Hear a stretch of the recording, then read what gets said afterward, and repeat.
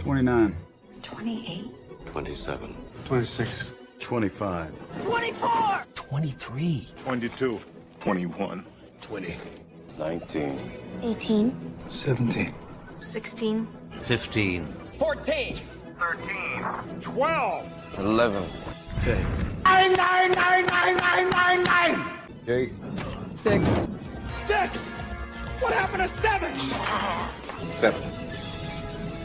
5. 4. 3. 2. 1. 0. Well, guess what? It's Monday. Typically, we have guests on Friday, but we're having a guest today. So, with us today, I have Joe Flowers from Bushcraft Global. We're going to talk to him tonight about a bunch of different stuff. We're going to talk about his knife designs, his new axe design with Artisan, go into the jungle, just bushcraft stuff in general. So, without any further ado, it's Joe Flowers. Hey, Joe. Howdy. I tried not to be too embarrassing. I was picking my broccoli out of my teeth that I saw in the thing earlier with the silax. That's okay. I just realized right before we started that I had not done my allergy drops, and I saw how red my eyes were, and I was like, oh, it's like, we had a bunch of rain. Typically out of character for Southern California. It's basically rained since like November on and off, and the plant orgy has begun, and my eyes bother me all the time. So yeah, somebody says go smash that like button. Big brown bear is Big here. Brown Bear, look what's up. Oh, I've got that blingy edge you put on there during SHOT Show. What is up, Triple B? Sean. What's going on, Sean? We only were slicing molecules with that at the we got to get table. I told Sean we got to get him on as a guest sometime soon. So that's going to be fun. I've known Sean guys. For a while now. I'm reading the comments on the side here. I tried to log in and I logged myself out earlier. So yeah. Hello, Dang Ross. If you see any comments that you want to respond to, absolutely just let me know. I can highlight it. We can bring them up. This is going to be a great episode. Yeah, it's going to be a great episode when you come on. I keep meaning to reach out to Sean. I got to meet Sean for the first time at the first Blade Show West in Portland. Cool. A while ago. And I love Sean. He's a great dude. And I love the fact that he's teaching the sharpening classes now because, well, with my shoulder and everything, like I said, I can't sharpen the way I used to. So I'm not able to do it. I still do teach local classes here in San Diego occasionally. I still film it. That's something I should do. I should film a class. Mr. Reinhold from Canada. I'm like doing the like side like hellos and stuff too. You know what? I've kind of, you get to these levels as a knife person where you think you know your stuff, and then you meet people like yourself and like Triple B who like show you a whole different level of stuff that I thought about, but I never really was able to truly appreciate until I was able to use such an edge from somebody who's really paid attention to it. And it's really humbled me, honestly.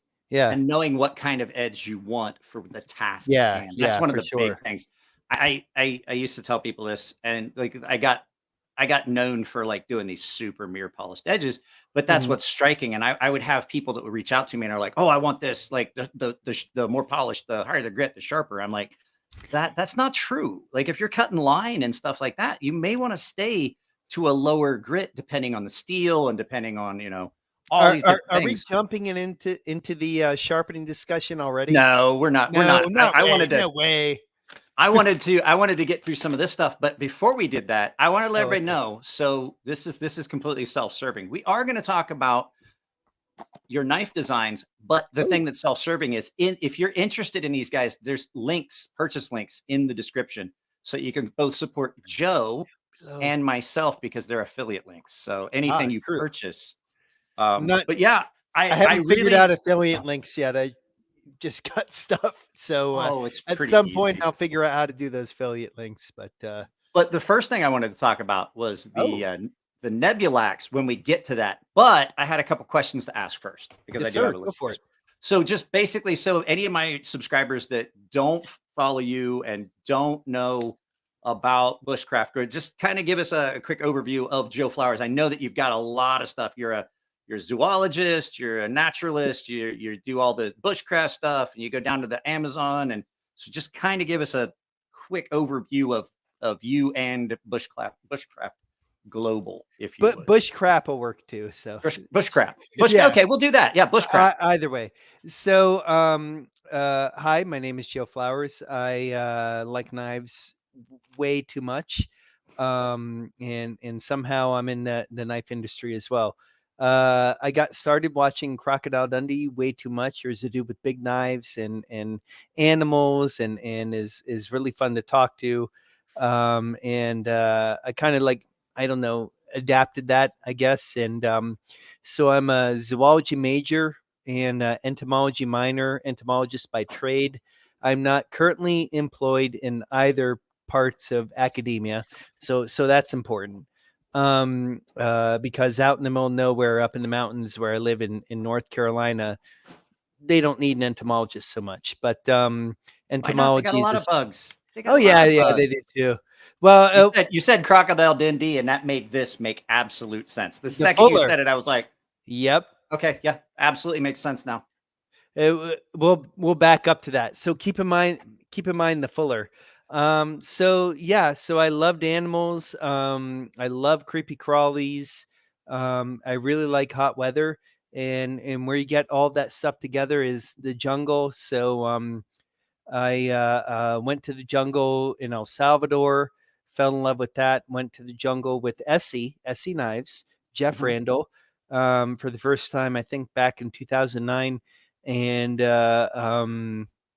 have been loving the jungle ever since. That kind of helped out with machetes and stuff. So, long story short, I got up with the second biggest manufacturer of machetes in the world. That's Imakasa.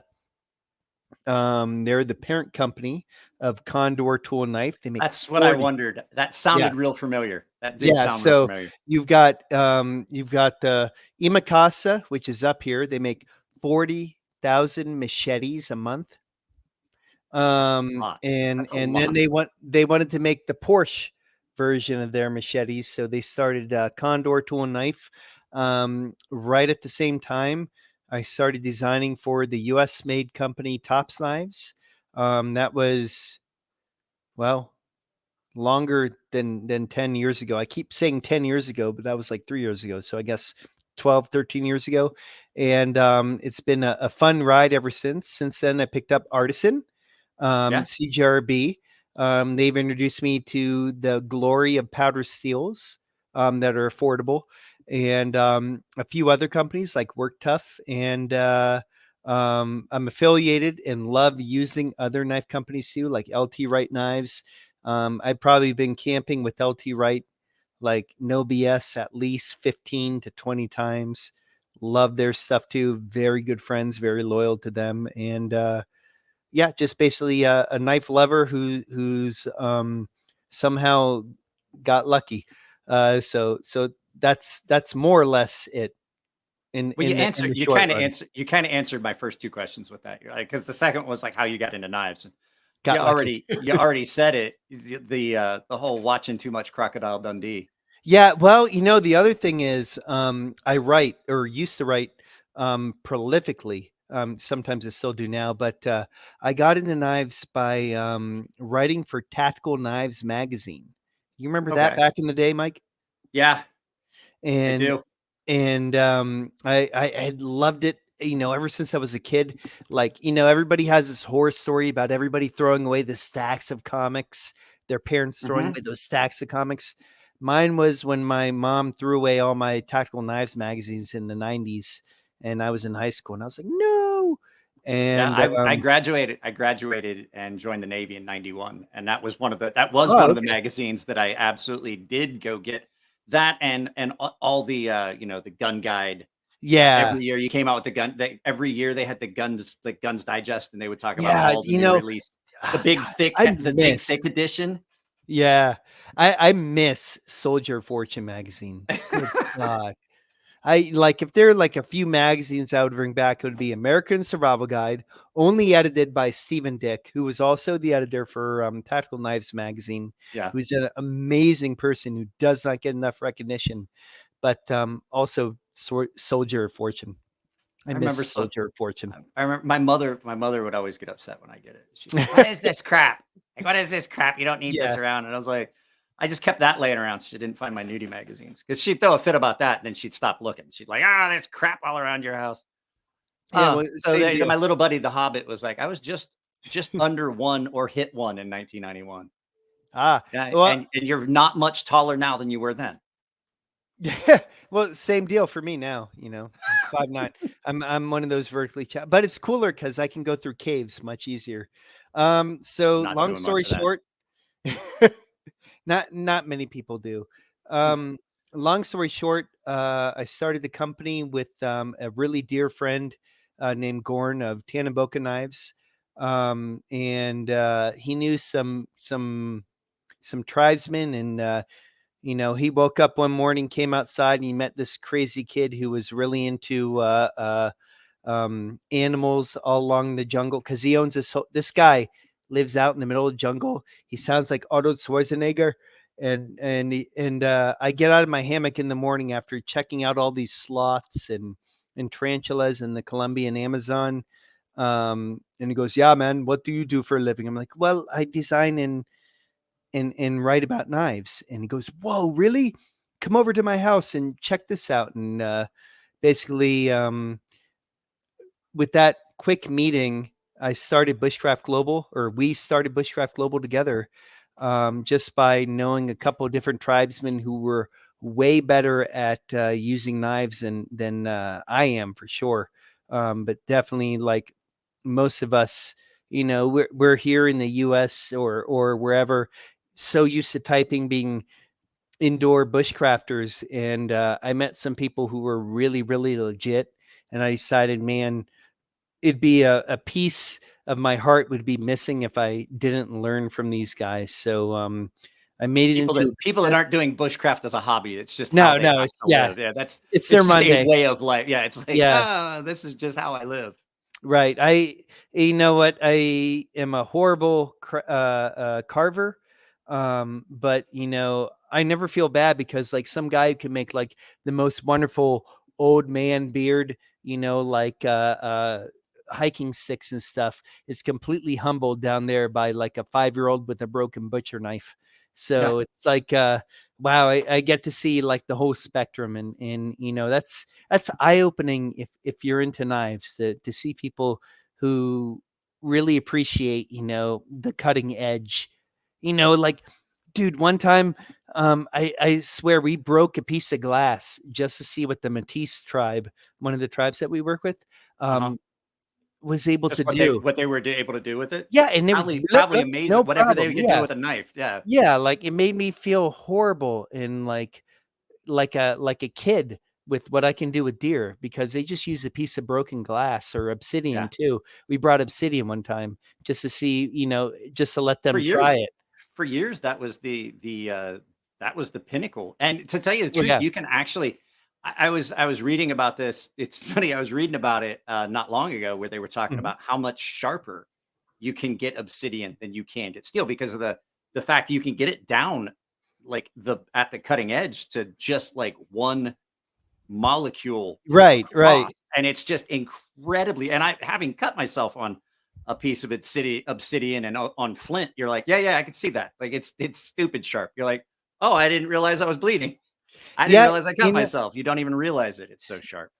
I have friends like Doug Meyer, who are well accomplished flint knappers, but a lot of times they teach me, when they put those micro serrations on like an arrowhead, that's just for toughness. When back in the millennia and part of our human story back in the past, they would just knock off a piece of rock and then just have that molecule that little shard ready to go, and it's kind of amazing. Okay, I forgot to warn you what happens when I get donations. I forgot to tell you about the bell. Do we do a dance? No. You'll see. And so Daniel, I didn't send your package off today. It is packed up, but it did not go off today. It will go to you probably tomorrow. Daniel, he put it on eBay. No, I didn't. Because it's got to go back to it. So Daniel supports the channel a lot. So Daniel's getting special bells. Daniel gets Hell's Bells.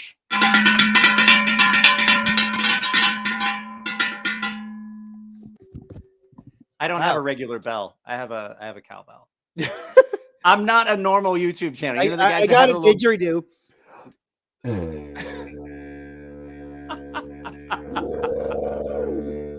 There we go. I So now have you I a have new not ruler. I have not seen a didgeridoo since the last time I was in Darwin, Australia. I love Australia. It's so This much one's fun. square. Yeah, I It's see kinda that. Weird. Just it has all the channels right there through the front. Daniel, thank you very much for the 2 bones. That's That is 2 bones more. So 5 doors waiting to ask if if the tribes dislike S30V too. I don't like S30V steel. I find it to be chippy. A lot of times it has a tendency to chip at the very edge, and it's one of the few steels. Like it takes a really like that first edge on it. You're like, man, that is so good, and then you use it a little bit. You're like, that is trash. Oh now. man. I remember like 15 years ago, back in the day, a certain knife company, which I won't name, had S30V, and they had chipping issues when a dude cut zip ties. Yeah. And they're like, well, it's not supposed to be used for like hard use. And it was like at the very beginning of S30V, and everybody was like, I have a "What?" feeling that I know I have an idea. I'm not going to throw it out there, but I have an idea who it was. So I did want to, I had one thing here that Caves, The I bell gave goes you to my access. BS. I gave you access to all the chat rooms in the Gilded server as paying member. I did that today. I just realized that you were on there, but had not given you access. So, Dude, what is going on with the chat? They're like putting up certain codes and stuff here. This is exciting. oh no, okay. So what you can't see, let me share. I have to. So we can't see. Time to see. you can't see it because for some reason it doesn't show up here. Allow me to. It's on his share OnlyFans. No, Just it's so if you look at the chat over here on the right of this, see where my those are cross swords, and so that's Sharpies and Brocky Boys. So those are just little emojis that I've set up specifically for the paying You know, members. a smarter Joe would log into this and watch this on YouTube. Oh, you don't want as to do well. that. You don't want to do that because No, it's a I'll time correct delay my and it internet. looks weird. Yeah. So now that we've gone through that, I do want to talk about this because I gave this some half-ass testing in my backyard, but I did chop up a bunch of wood. I used it for, as you can see, she's pretty just for a day of use. Yeah, she gotten some. I batoned it through some stuff. I picked some pieces that definitely had some big knots and stuff in it. Mhm. But what was I can understand the idea behind this because it's got multiple grips. You've got some jimping here, so you can get purchase on it for small things like I used this to make a handle on a baton that then I used to beat through and then beat through stuff enough that I broke my baton. So, what was the exact thought process behind this? Because I kind of got a feel for it, but I just want to hear it from you. Yeah. So I have a prototype here, and then I have the final version, one of the final versions here. And so the idea is that with a lot of different tomahawks, and flat piece of steel axes, almost every single one has like a spike, boop, poking out of the end. And a lot of times for bushcrafting and for just general camping, I'm doing a lot of pounding of different steaks and processing of things where I want something super flat, but also not as tactical as everything else out there. Yeah. And so, of course, we put a flat pommel on there for striking. It's done very, very well. I actually drove a couple. I drove some nails with it. You can use it like a hammer. You absolutely can. Yeah. I personally, me personally, I hate using metal on metal. So if I have to do that, I'll put a piece of wood, on the steak, and then hit it like that, just because sometimes I'm going to keep my stuff pretty, in mushrooming, or not keep it from mushrooming. But yeah, I mean, like that at the end, honestly, guys, the tent steak, flipping out of a tent, you just put that on there, and then you're able to yank it out. So I wondered about that. I wasn't yeah, sure what that was for. I figured it served a purpose of sorts. that's one of them. I had some crazy ideas for it, but I can't talk about those because that's a prototype for later. But yeah, the hole in there also gives it just a little bit more of a change, because otherwise it would just look like a normal axe. And Artisan, it has some really, really neat machine work that I've never been able to encounter with other knife companies I've designed. For instance, this washboard finish on the edge there, that helps for indexing. It can, if you want to BS everything, say, oh, that'll completely alleviate the surface area, and that is right. But honestly, that's I used it as a grip point. Yeah, so I didn't that's feel like it. it was It's, slipping around in my hand. yeah, It, you it, kind and of it felt use really it for good for that. Yeah. indexing, and I don't know. For me, I can like take it and just do really, really, really fine carving. Over there at the Artisan booth at SHOT Show, we were making feather sticks and fuzz sticks, and setting them on fire with the axe, which was really fun. Well, you could almost use that as a striker. Yeah, you could, if you needed it. If you can find strike anywhere matches nowadays. It can work pretty well for that. It can work. Well, I haven't even explored all the other crazy stuff I could do with it.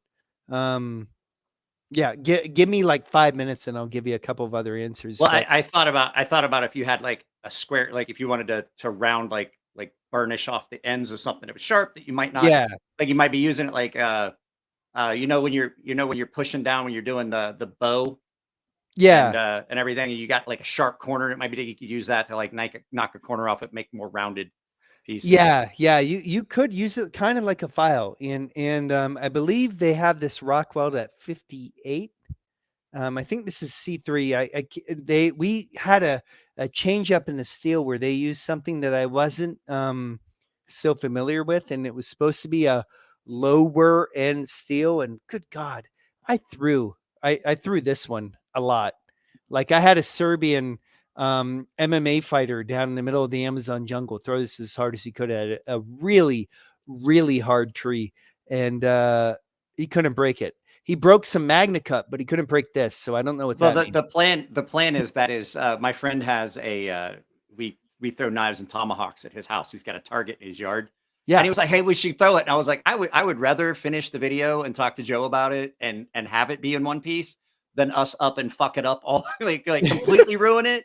I mean, I'm fine with that after. I'm sure Russell won't want to yeah, well, Polly's right. Absolutely. This is my buddy Polly, Purple Heart Barbecue. By the way, guys, plug for Polly's channel. Great dude.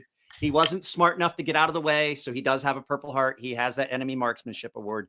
So go follow his channel. He does, he's got a lot of brain damage, but he still can't cook. Hey, speaking of Russell cringe. Oh yeah. I guarantee that drives him nuts. I know. I can't wait.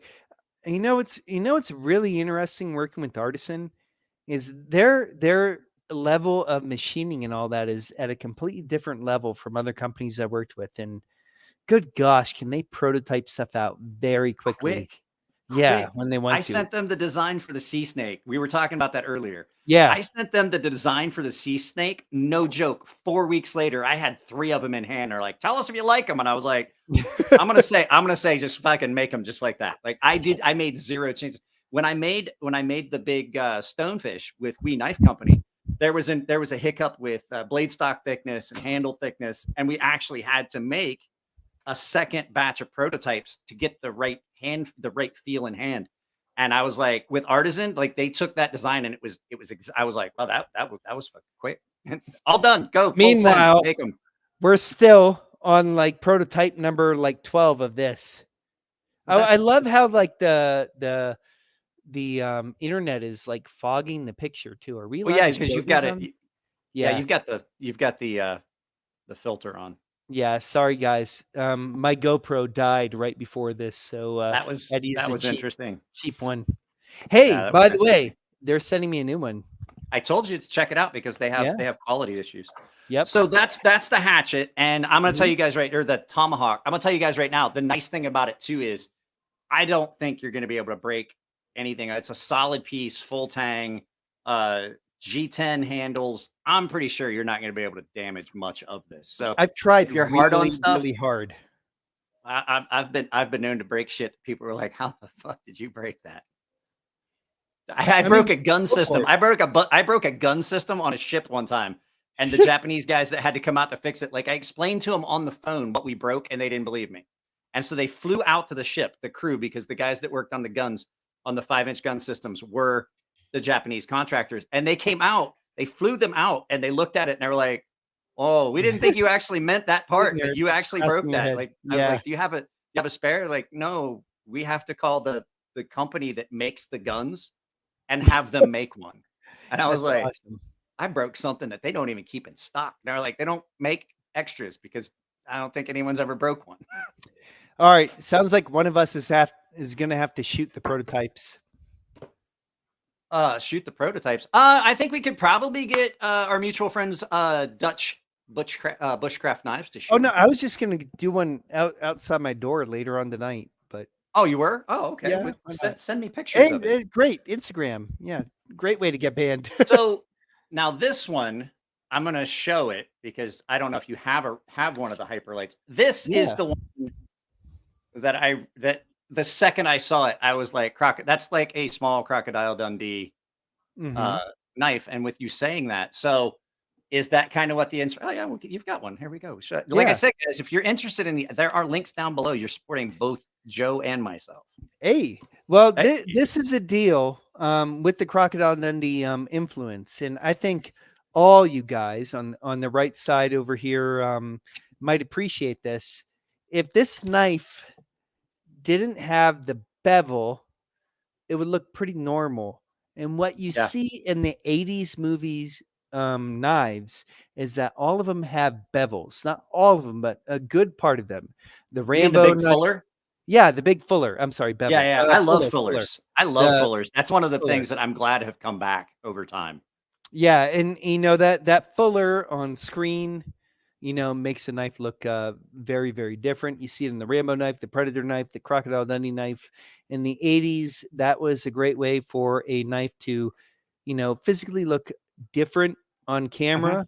For the Hyperlight, though, there are a couple reasons why. One, yeah, okay, cool. It looks a little bit different, but it actually takes out a good amount of weight. It's like the bohie on a Japanese sword, Yeah, and the fuller down the exactly. middle of not a buckler, but like a two-handed bastard sword, things Mhm. like that. It really does remove a lot of weight. Right. Now, as far as strength goes, that's like a whole engineering like fight. You ever want to see like two engineers have a breakdance fight? You have them explain how an I-beam structure is stronger than like a full metal beam. And there are so Yeah. many different Like reasons about that. well, corrugated plastic on a roof is stronger than just a flat Right. roof. Or Right. corrugated steel, anything that's got the structural bend to it. So you'll see that on a lot of different knives. I like that aesthetically, you know, to give a knife a little bit of flavor. But in this case, it was honestly there for a reason, which was to take out weight. We didn't put like a giant bevel on there, but yeah. And the cool part is for artisan, right where the junction is, where that fuller kind of terminates and goes off, right there's a great spot for striking a fire Striking a steel. ferro rod. Yep. Yeah, and I don't have any here right next to me, but I've got one around here somewhere. yeah, Probably got two or you'll have three to of them try. around here Boom. I mean, I have a as whole you said box it. over there, but I have to get up to go get it. Now he's setting fire to his desk, guys. No. It's not a desk. It's milk crates. It's not a joke. I did a thing one time where I did a shop tour, like a studio tour. Leo I used Bav, no indigenous cheeks, by the way. No clapping there. I'm sorry. but I use milk crates because I can set the studio up for a live feed and have the equivalent to a desk because I've got pieces Mhm. of wood and I can set this up and my microphone is like right here. and the laptop's here and a green screen, and then I could just tear all this down and stack it all up and put all my audio equipment inside the milk crates. Oh, but see, that's modular. That's Yeah, perfect. it's exactly. Everybody's like, "Oh, you could do that." No, I'll do it. It's So- it's So my buddy, he wants to know if you've ever run backwards naked through a cornfield. not a cornfield. Not a cornfield. I don't don't want to know. Yeah, no comment. No, and I was wearing some clothes. But anyway, yeah, so that's like the cool part about fullers. In anytime, Mr. Rembler, you put some of these little nuances on a design, it can help it aesthetically set itself apart differently. Otherwise, honestly, this would be, It'd be really Pretty- plain. yeah, it'd be plain, it'd be boring, there's no sexiness to it. And then, I think for designing, when you're able to make that sexiness part of the design, like a Warncliffe, like in Yeah. your sea snake, that's a extremely usable design. When you're able to incorporate that with the choil, or you've got these different parts out there and you're able to put them together, that really makes a distinct design that is fun to use. But I don't know Because- if you saw on the sea snakes, I had originally like, oh, we'll chamfer the whole thing down to the tip, and I was like, no, don't do that, because there's nothing sharp where you're gonna put your thumbs. But up there at the front, if you do have it as a camping knife, you can strike just like the fuller, or not the the fuller on this. You can strike that. There's a sharp spot where you can strike a ferro rod with that knife. Polly, And- we will get to jungle stories. It's on my list of questions, Polly. Like, I can't help it that you can't hold a thought in your head for more than 30 seconds. Yeah, guys, and I am like the literal definition of squirrel. So I'll I'll let you ask the questions. I've No, got be ADHD quiet. so bad. Like, I guarantee that's why shit's written down. My face is on there if you guys haven't noticed yet, at the definition of ADHD. So So I happens do to- know well, I remember seeing it at Mm. Blade Show West. There's a version of this without the scales that then has like isn't there a version of this without scales that Yep, has got yep. like It's a naked hex? version. Yeah, it's got like hexes in it, so you can use it like a wrench or like a tool. Yeah, I don't have that here. Well, I do have it, over there in the drawers. But yeah. So we try to do an ultralight version, just in case people wanted the paracord wrap their own handles. Yeah. If you take off one with the handle, one of the hyperlights with the handle, there's none of that crazy design business. Yeah, I for, know. I took the handles off this one to see. I was like, oh, is Yeah, it just no. 'cause-" I was like, that's okay. Sorry. Yeah, they wanted it that way, and so I listened. But yeah, there's a naked version with a bottle opener, which is important.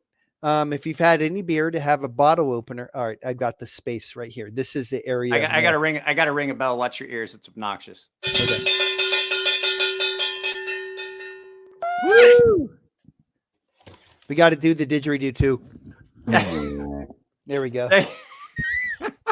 So So I need to get I need a didgeridoo now. yeah, they're super fun, and traditional. It's the world's oldest wind instrument. So yeah, so there is a version where you're able to use it for backpacking, like on maybe a mountain bike or other different nuances. So there is a naked version. It's much lighter too. So that one we just showed, because I only have 3 of your design. I have the hatchet. That was the hyperlight. Hyperlight. And then the other one, now this is the one that, like, I love the hyperlight for being like an outdoor style knife. This one just makes me want to let the air out of someone or something, maybe a tire. I don't know. Yeah, this is the reckart. Yes, and you know what?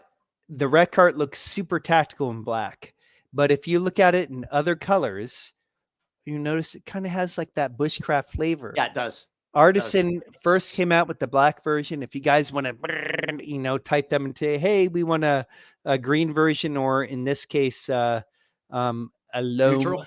version, neutral. I don't even like in real life, like not on the internet. This is actually coyote brown, but for some reason in the pictures it's green. The cameras always pick it up. Oh, Zorro says, blow that kangaroo flute for me. That is amazing. So, entomology base wise, Aborigines would try and find a very certain type of tree that was hollowed out by termites. And when they'd knock on it, they'd hear that sound, and all of a sudden,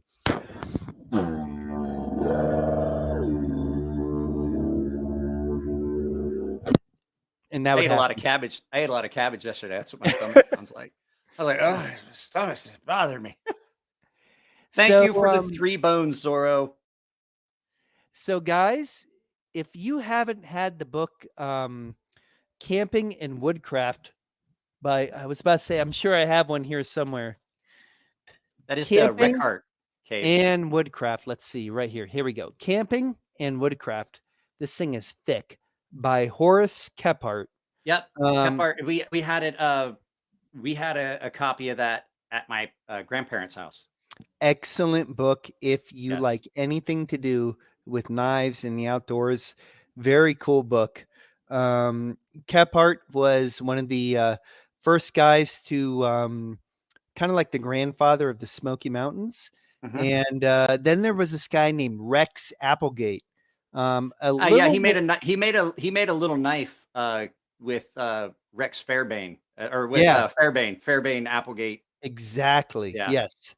And one of the fathers of the modern tactical and fighting knives. Right. I think he wrote a book called Kill and Be Killed, Kill or Be Killed.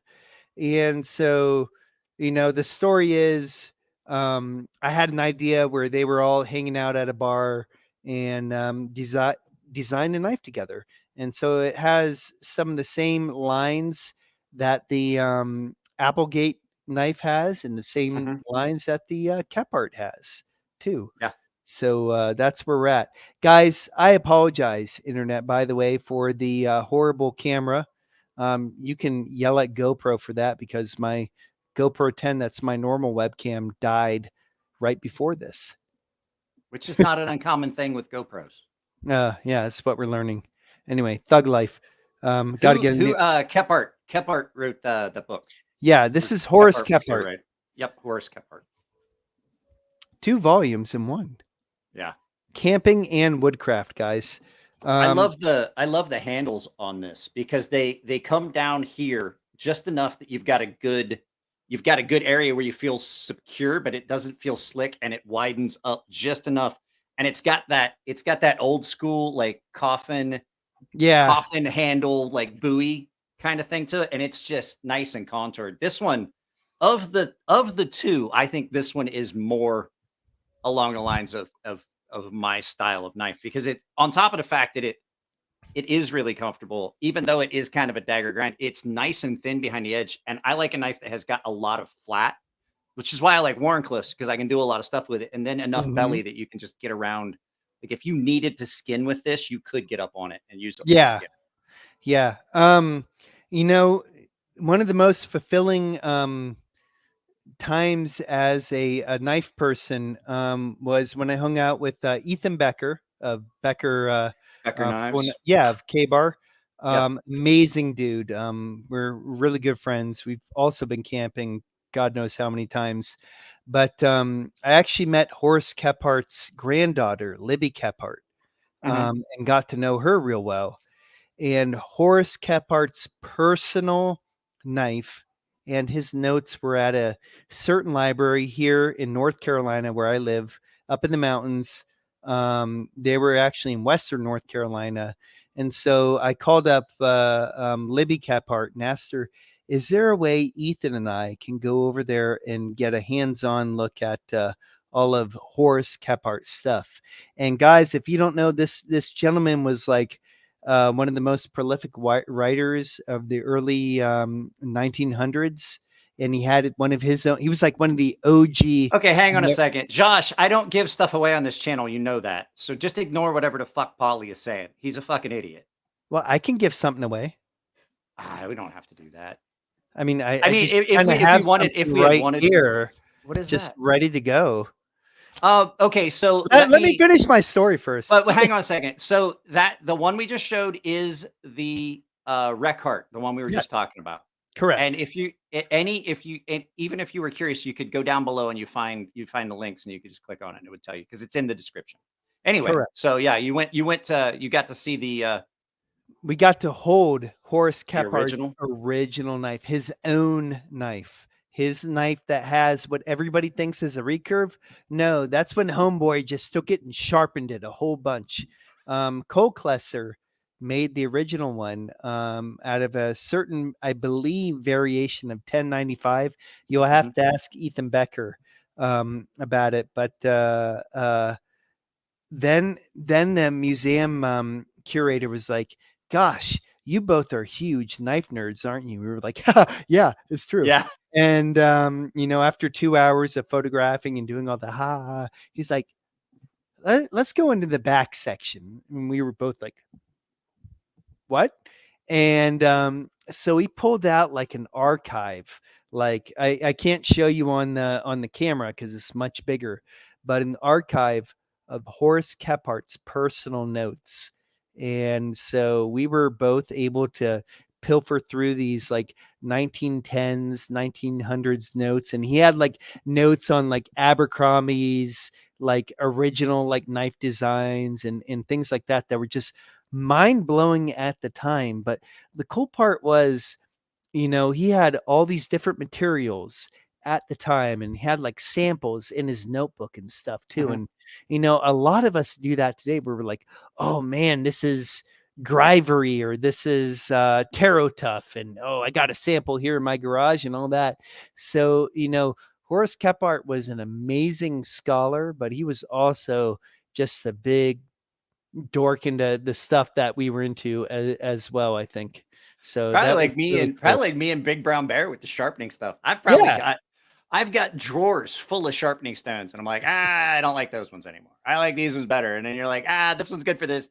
They're all important because they all do something different. Hey, do you know the deal with cores in ceramic?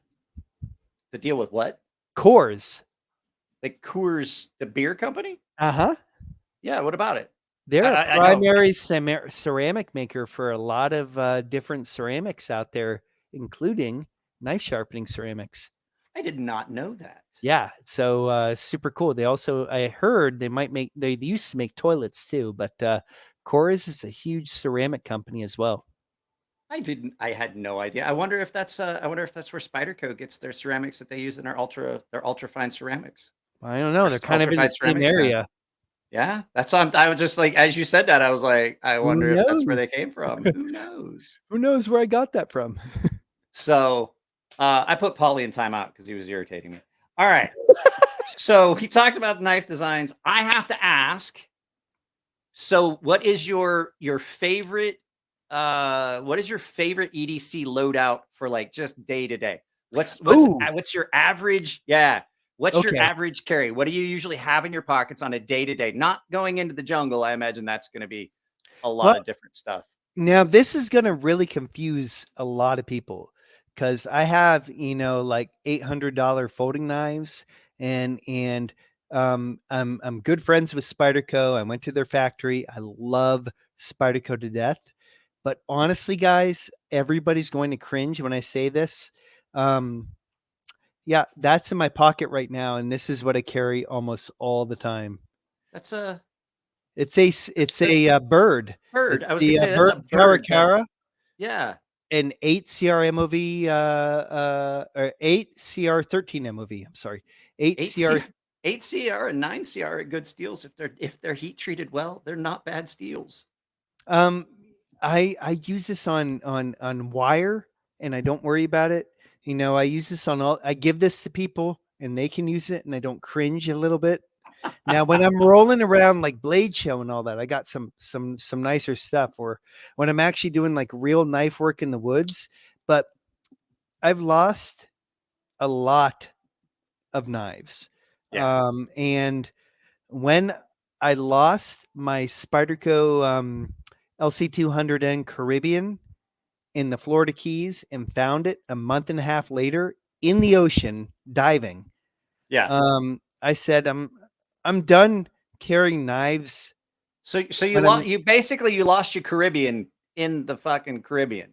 Yeah, I did. Yeah. It's over there, and it was crazy. I thought it had oxidation. No, it was some kind of like freaking mold that was growing, algae that was growing on it, and yeah. So now when I'm traveling, this is what I take with me. So like if I'm stopped at a border, and they're like, you can't have this. I'm just like, here, take it. And they're much cooler about it. If I lose it, I'm like, I got 2 more at home. I'm okay. And also it opens up beer bottles. Now, with that being said, I love LC200N. I've got a M390 folder over there, and got a couple thousand folders over there that I do carry as well. I've got a Tom Crine regrind Spyderco and DuraWave that I love too. I don't have them out with me. Of course, I've got that Sprint Run Wayne Goodard, that Triple B sharpened for me at the last SHOT Show, and all that I'll carry ADC. But like as far as like every day, when I'm trying not to impress people, that this is the one that I carry, because if I lose it, I'm just like, all right, that's fine. It's not like I have knives like that. Mm-hmm. I have knives like that. You have the knife that's in your pocket. And we're like, hey man, can I borrow your knife? You're like, what are you gonna fucking do with it? I'm gonna cut an apple. Right. Oh, okay, here you go. Hey, what are you gonna do with it? Oh, I'm gonna cut speaker wire. No, you fucking go find a pair of scissors or a wire cutter. Exactly. You're not getting either one of my knives. Now that and the the Charlie May old school D2 and stuff I keep in the back so that they don't have to use those, or something along that line. But I'm not ashamed of it. I love the bird, just because I've had so many situations where I've just had to be like, okay, I've lost that. I can get another one for $30 or $40. And that's why the Sea Snake is priced the way it is. Like everybody's like, oh, you should do an upgraded version. And I'm like, they did a $160 version and people bought it. And I'm like, that doesn't make any sense. That's not what I wanted it to be. I wanted it to be something that, like, if you're working and it breaks, it's like a $30 knife. You can get another one. Oh, for God's sakes, guys. Yes, I have a freaking Magna Cut folder over there too that I'll carry when I'm trying to impress somebody too, or when I'm in the bush. But for like everyday stuff, just around the house, that's the one that's in my pocket most of the time. So I'm seeing all the hate on the side. Polly was texting me and calling me all kinds of bad names. There's a reason I put Polly in timeout, because I can't delete his comments. Just so you guys know, posting things about fake giveaways actually is a bannable offense on YouTube. So like, if that happens, give away something. Let's give away. But like he was talking about a giveaway that actually wasn't happening. Yeah, we can do that if you want to do a giveaway. Sure. How do you I have to set something up first. So you go ahead and you talk. Go ahead. No, you can talk about the knife. It'll just take me a second. I have to get the giveaway tool set up. So you can talk about the knife you want to give away. I'll give you a full solo layout. But we have answered 3 questions out of the 30. Yeah, and we're already an hour in. That's a normal Joe moment, guys. I'm sorry. No, it's okay. We're gonna ban me. No. I'm trying to pull up the. So one of the first guys, I'm like an old school forums person. So like, blade forums and knife forums are literally the reason I'm on here today talking to you guys about knife designs and stuff. I started there from the community, talking about knives and building relationships with people who are as big of nerds as I was about knives.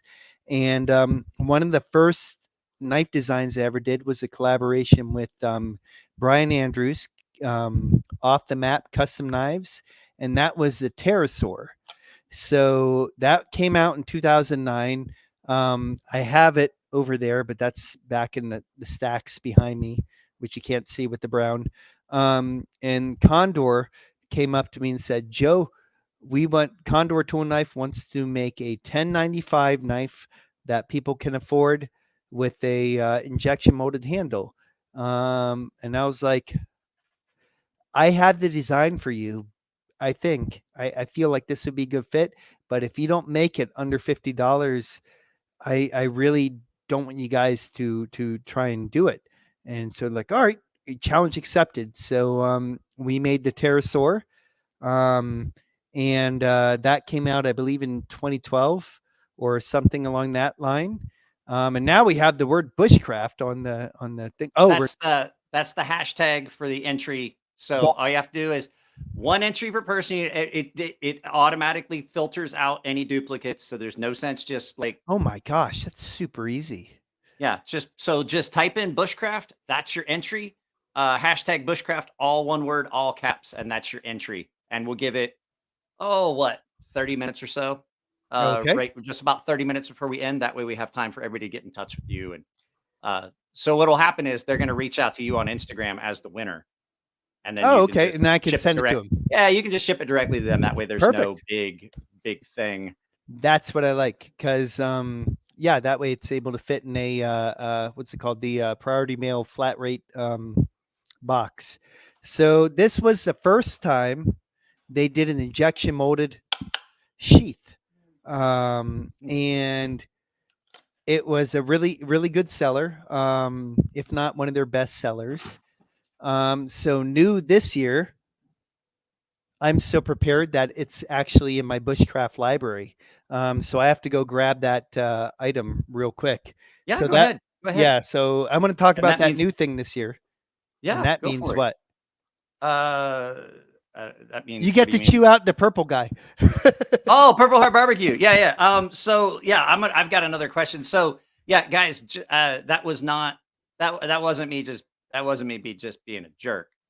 There's been a lot of stuff. So Polly, it's I have a tool that I can use. So right now there's 31 entries.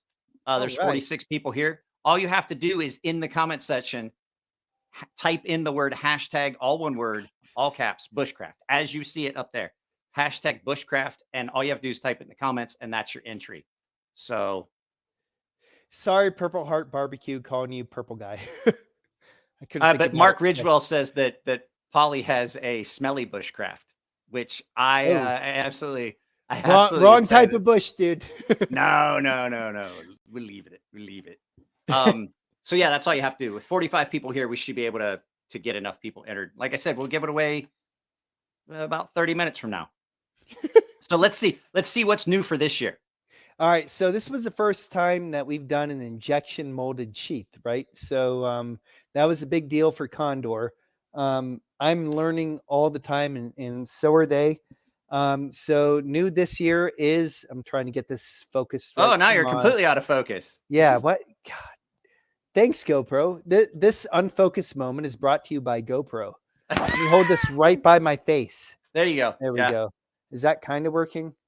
Yeah. Well, what happened was you've got that blurred background on, and I think it's picking that up as blur effect. I'm like looking behind me to see if I can figure out to turn this off. Sorry, guys. I cut stuff. I don't know how to work the internet.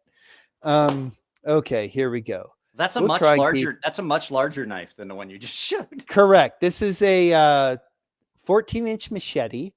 But for me, well, as a designer, I think the most humbling part was seeing Condor work really hard to do a injection molded sheath that is completely fogged out. Yeah.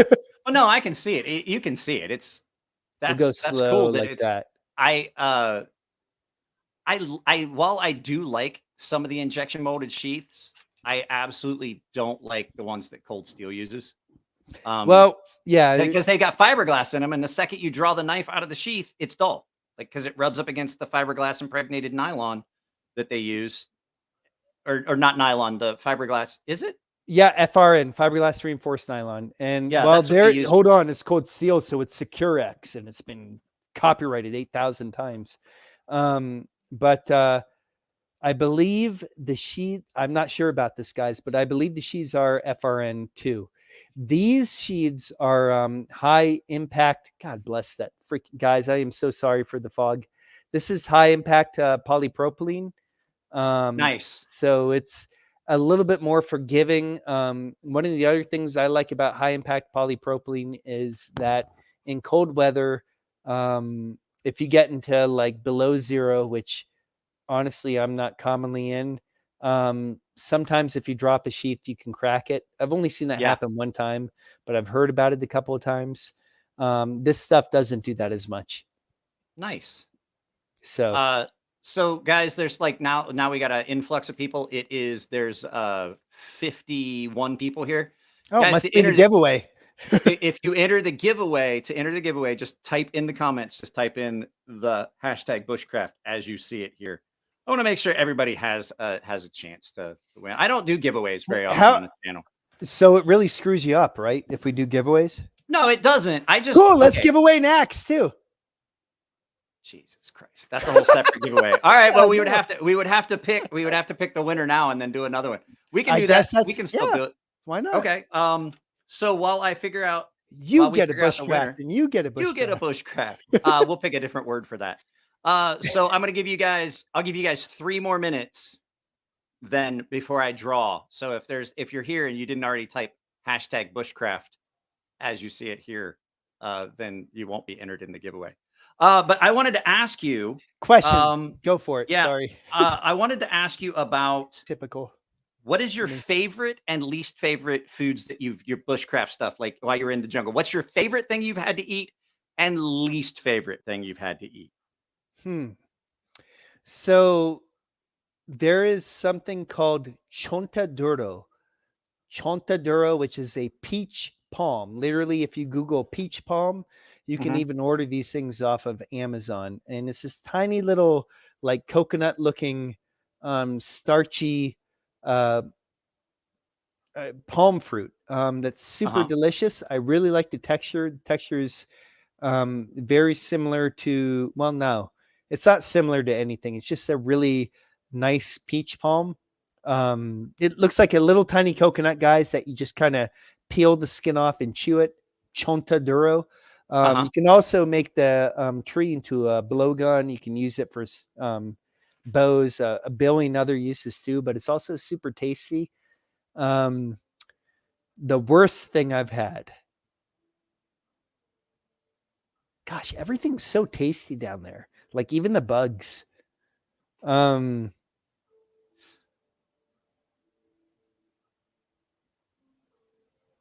monkey brain. Not monkey brain. That doesn't sound good. Okay. So, which leads me to another question. And you should not eat monkey brain. I did it on the side. No, shouldn't eat any brains. Shouldn't. I mean, pig brains and eggs is still one of my favorite things in the world, but yeah, I don't let any. I got enough problems with my memory. I don't need mad cow disease or something. Yeah. Well, the thing is with that, when I tried it, it wasn't without anybody down there. I was on my own with my friend. He was like, "Oh, you have to try this because the tribe's trying." I'm like, "Fine." I'm like, "Okay, this is the absolute horribleness." Capybara and guinea pig I've had both. They're both delightful. But they taste similar. They do. I don't tell people that I've eaten capybara so much because apparently now it's a huge internet thing where everybody's like, "How could you eat the most chill animal in the world?" So apparently they make really good pets, but so do pigs, and I love bacon. So I'm really not going to get too upset. And they hunt them not just in South America, like Trinidad. My friend was telling me, sending me pictures of people hunting them. They were even hunting them with drones. But they just kind of taste like a swampy rabbit. I mean, it's a rodent that hangs out in water, so I guess that makes sense. But I've absolutely eaten capybara, and it's delicious. And I've had guinea pig; it's delicious. And another thing that I find delightful is ground squirrel, chipmunks. Apparently, the cuter an animal is, the better it tastes. You're like, "Oh, that is delightfully good." Like, "Oh, you're so cute. I want to eat you." So let me ring the bell here, and then we'll do the drawing. We're gonna do the drawing. So ring the bell. Joe Flowers, do you have a YouTube channel? I do, guys, but normally I'm on other people's YouTube channels. Just because I have a lot of stuff, and I'm not consistent enough to be on my own YouTube channel. But it is Bushcraft Global, and I think Joe Flowers NC. But if you look up. If you look up, he dropped the kangaroo flute. Yeah, no, that was a machete. That's fine. That's a Monday. Okay. Not a big kangaroo deal. Flute's here. Okay, so we're gonna do the drawing on this real quick. So this is for the pterosaur. This is for the Oh, Nico! Nico won. Nico, You know Nico. welcome to CC's. You know Nico. You've met Nico. Yeah. Yeah. Wow. All right. Cool. Nico from Artisan? Yeah. Yeah. My little buddy, the Hobbit. He's also my channel manager. Yay! Yeah. Oh, he's like one of my best friends in the world. It's like having a little bit. It's like having a baby brother that I never wanted. Congrats, dude. You got a free knife. Yeah. Lifetime warranty. So that we can get it. So for the axe, what do you want to use? We'll set that up now. So he's also giving away one of the nebula axes. He's also going to give one of those away. So we got to figure out a hashtag for that. Hashtag don't cut yourself. Oh, no apostrophe.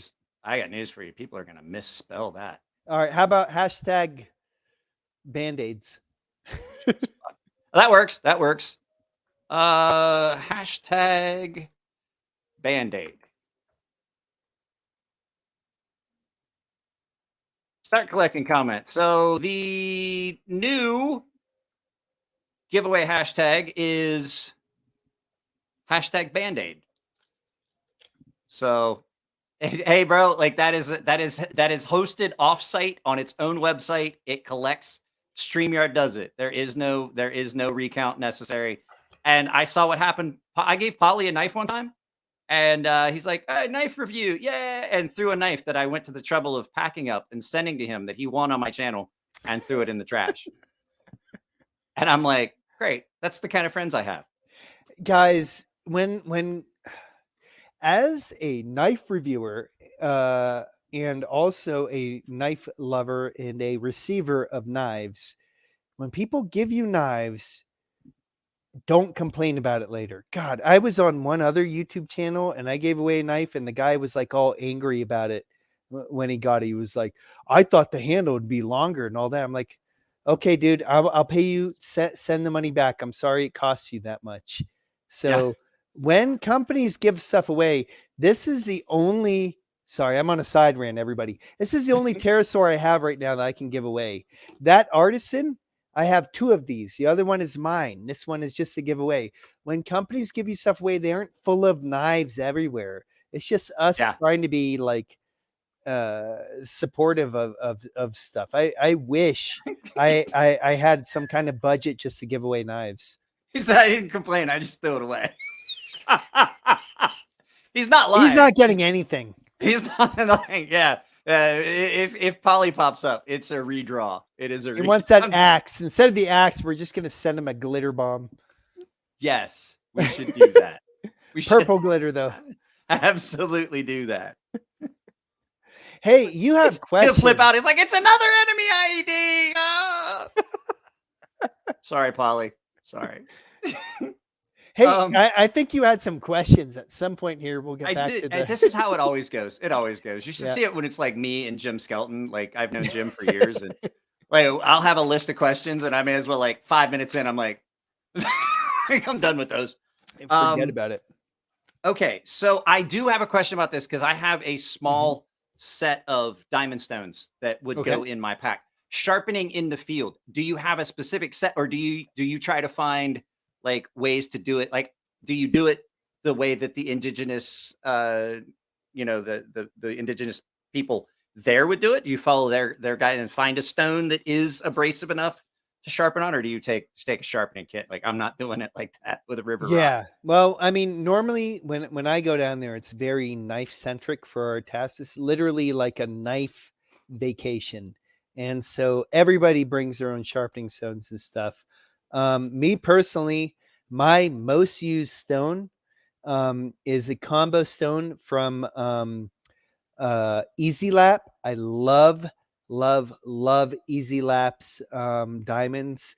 I like some of the other companies, but Easy Lap for me seems to last a lot longer. I can push harder on it. Are they the ones with the plastic? The spots of plastic in them. No, they don't have spots of plastic. That's DMT. Okay. Easy Lap is my dad had some of those. He had some bigger ones, and then he had ones that were like a small little square that was on a plastic handle, just a little piece of it. Yeah, those are Those are great we always used them for sharpening fishing hooks. Yeah, I love in like this one. This one's been really, really used, but this is one of their brass models. Is super heavy, but the diamond for me for field stones, guys, for field stones, the diamond stones from Easy Lap to me have no other equal. The only other field stone that I'll use regularly is the Spyderco double stuff.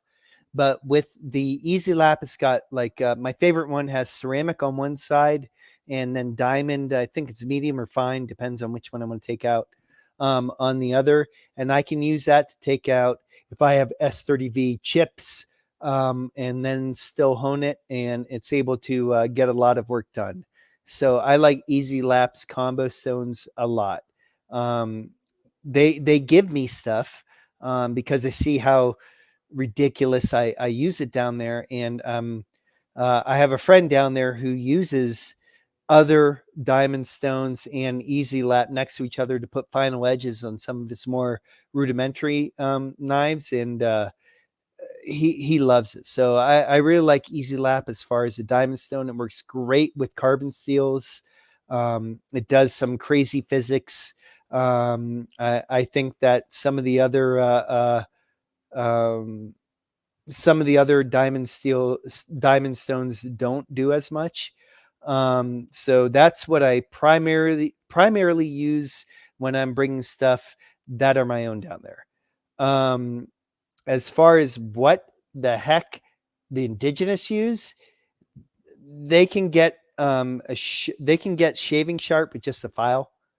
On their on lower Rockwell. Machetes and knives too. Although it's cool because, you know, the indigenous are really cool, very knowledgeable, but a lot of times when we have people down there, they learn from the more modern indigenous as well, the guys who are actually wearing shirts, the guys who are much better at teaching, and they're using like what I would call maybe like your rudimentary Norton medium gray stone, although they're getting like almost like an India stone or an aluminum oxide, maybe. Yeah. Well, I don't even know if it's aluminum oxide. Honestly, I don't know where the crud they get these things from, and they can put a heck of an edge on there. I don't know if it's because you can get a really good edge on some like just old school Arkansas stones will give you a screaming edge on a lot of things. Of course.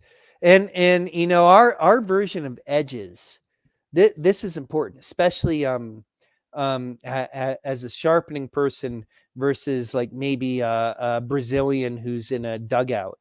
Their edge and the way they want to work it, of course, is, you know, just like you said earlier, what is somebody doing with the edge? Is different from what we do, because they want a more toothy edge for processing fish. You know, the super fine edges, the only time I see like super stropped or polished edges is when people are working leather or working large amounts of other very, very thick, coarse material like I guess maybe the cardboard.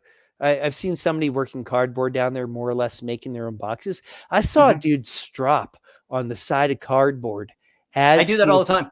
Yeah, as these were just, and I thought that was really cool. I remember back in the day when Emerson used to have stropping on cardboard as one of their like ways to sharpen a knife. I did a video about unusual strops and Walmart receipts, the ink side, because the heat reactive ink is actually kind of abrasive. It's in the paper. Wow! And you can use that. Yep, you can use that.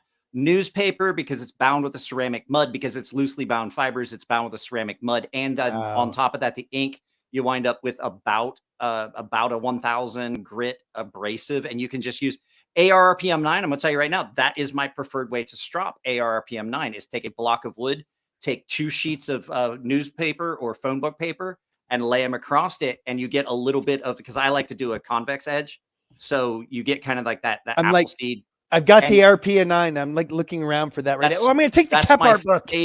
That's my favorite way to do it, is with newspaper or like phone book paper, something that's like the not magazine paper, not anything that's like glossy, but yeah, absolutely. Newspaper is a very good one-use strop, and it will absolutely bring that edge back up. ARPM 9 responds to a strop really, really well.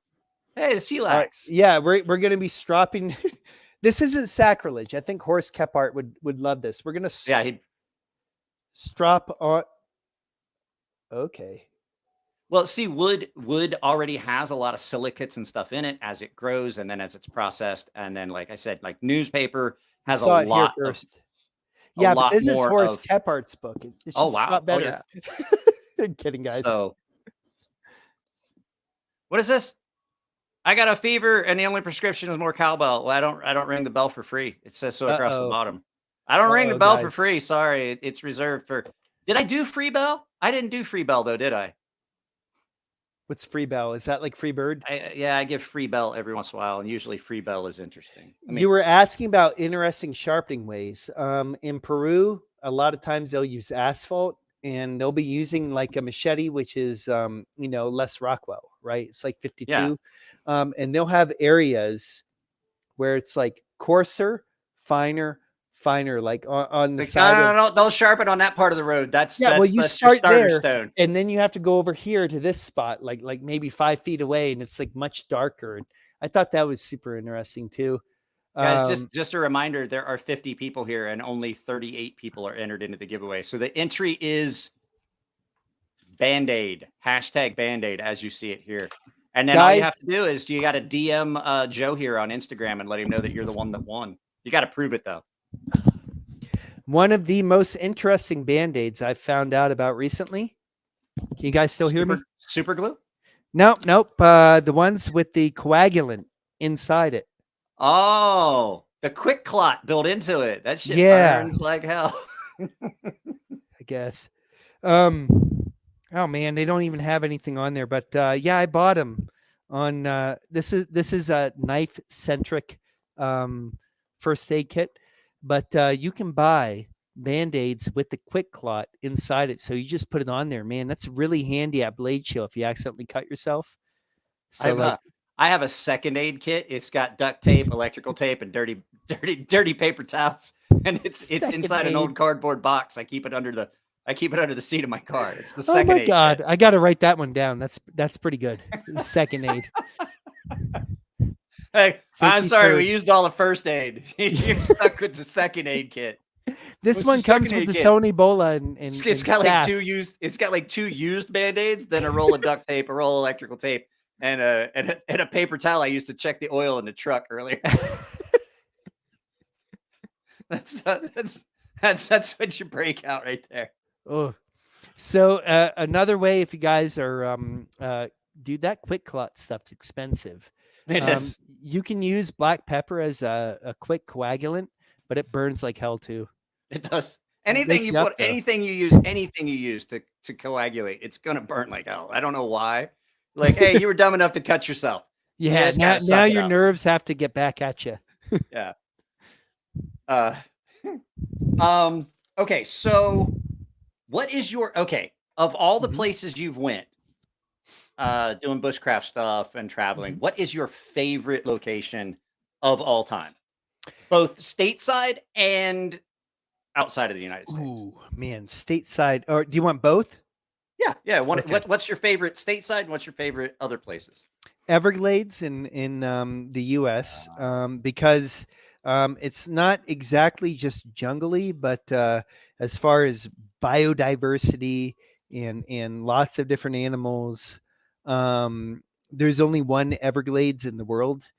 And I think I've had so many wonderful experiences down there playing with big alligators and crocodiles and using a machete and just seeing just a lot of different animals and amazing stuff that I've never seen anywhere else. It's like being on another planet.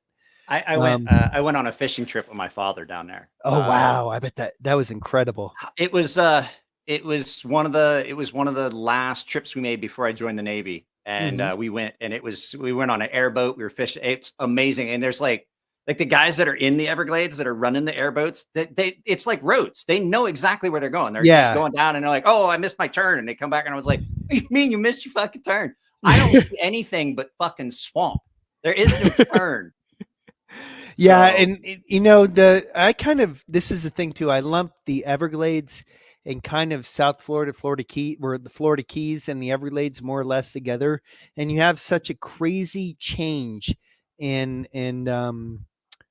well, everything down there. You go from being out in the swamps all the way to crazy stuff in the Florida Keys, not Key West, but I'm talking everywhere before that. yeah. You have to know where to go, but there's some back alley places that you feel like you're on another planet. And I really like that. And yeah, between that and Utah, Arizona, the desert, I have a really hard time differentiating, which one's my favorite, but I really like the Florida Keys, Florida Everglades. Night, Polly. Bye, Purple Heart. Not Purple Guy. Polly, he's just weird. He just likes to come in and wreak havoc. Like he just likes to make comments and then like just to see my response, knowing I'm never going to. Mirror Assault said snakes have eaten all the local creatures, and that is dang true. One of my favorite "It Happened to Me" stories for tactical knives was when one of my friends broke a Walmart machete on a Burmese python down there. Wow. A big old python. So are you talking like the pet snakes that have gotten out? Yeah. And it's a lot worse than you think. We were like all excited as zoology majors, like going down there and like, yeah, we're going to have a chance to maybe find a Burmese python. And we catch the first one, which was like a baby. We're like, oh, awesome. Great job. Yay. And then like the third one that night, and we're like, oh, okay. And then the fifth one we caught was a 12-foot, 75-pound one. And we were like, holy crap, this is a big problem. So yeah, it was a big problem back in the day. We've got so many invasive species now. Florida is a treasure trove of what are they? The snakehead, snakehead, lionfish, like 5 different. I'm not gonna get started, but there's a ton. Yeah, there's a lot. That's the other fun part about South Florida is when you can get into those invasive species, it's completely legal to take them. If you want to, you can kill them. Like some of the stuff is like invasive from the pet trade, so you can make it a pet again, like the gecko gecko, the day gecko, right? That's all over the place in certain keys, so you can collect those and if you want to, I never did, but you could bring them home. For the Burmese pythons, we were like, all right, dude, we're ready to go. If we're gonna have to kill, I'm a snake lover, right, guys? I like snakes. But we're also zoology guys. So we're like, hey, let's kill this hyper invasive arboreal species and eat it, so we have a reason to kill it. And so we, lopped the head off when we got a good condor machete. And they were like, all right, dude, we're ready. Let's open up this Burmese python. And we opened it up, and it was basically like you took a whole pack of spaghetti and just opened it up. It was so full of worms and nematodes that we like even me, like a bug guy, entomology like I'm not or whatever. That. Yeah, no, we fed it to some nurse sharks in the Keys. No, I don't need that in me.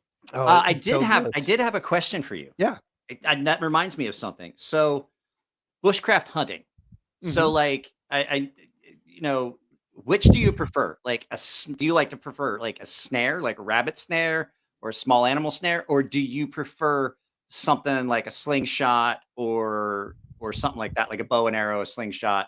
Well, I mean, yeah, you can't always just sneak up on an animal with a machete. Yes, you can.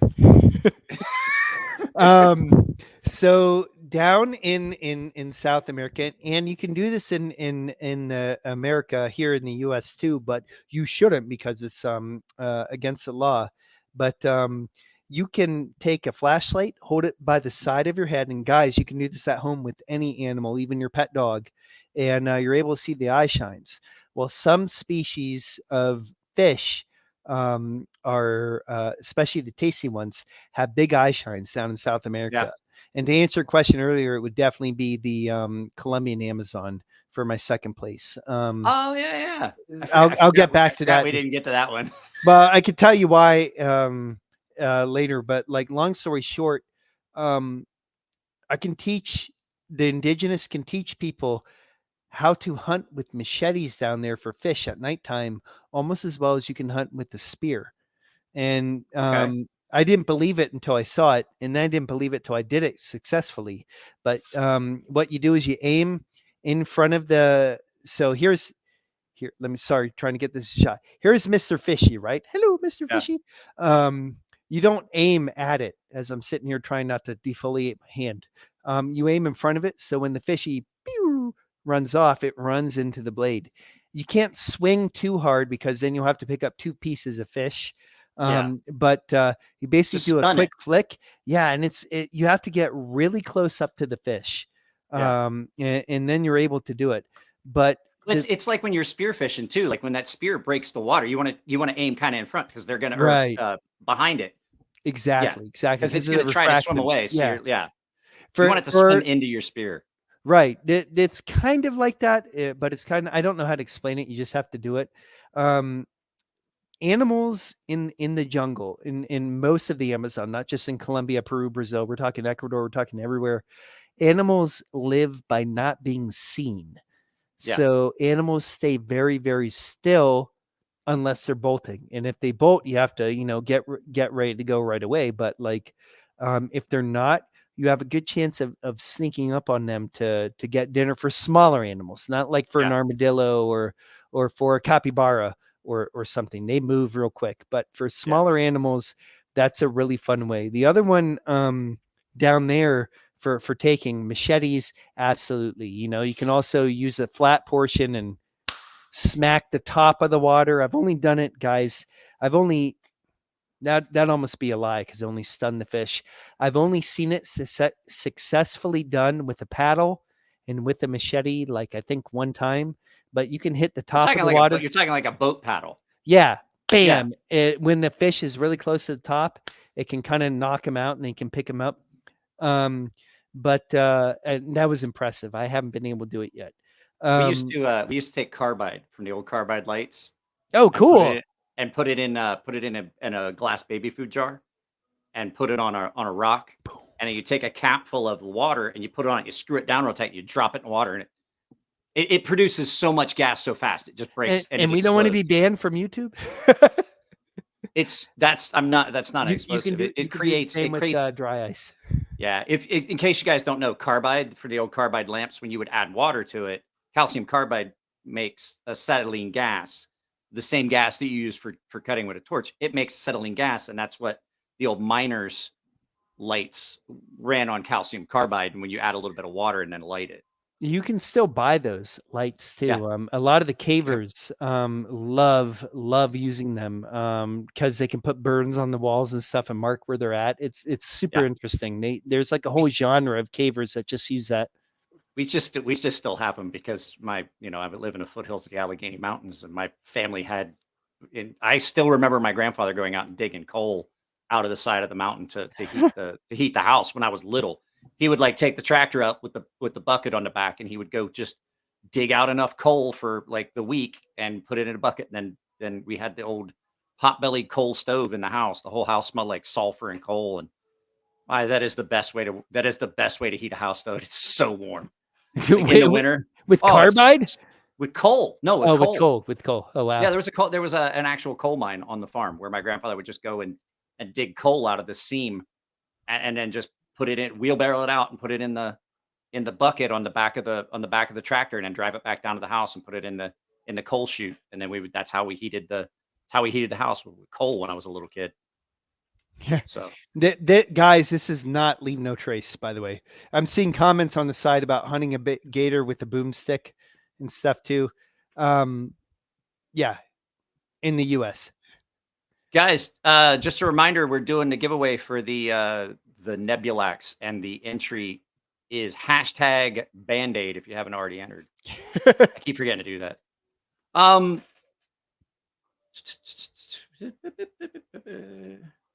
I can keep going with what is the most important besides a knife? What is the most important bushcraft tool you can take out in the field with you besides a knife? Wow. Outside of a knife. Mm-hmm.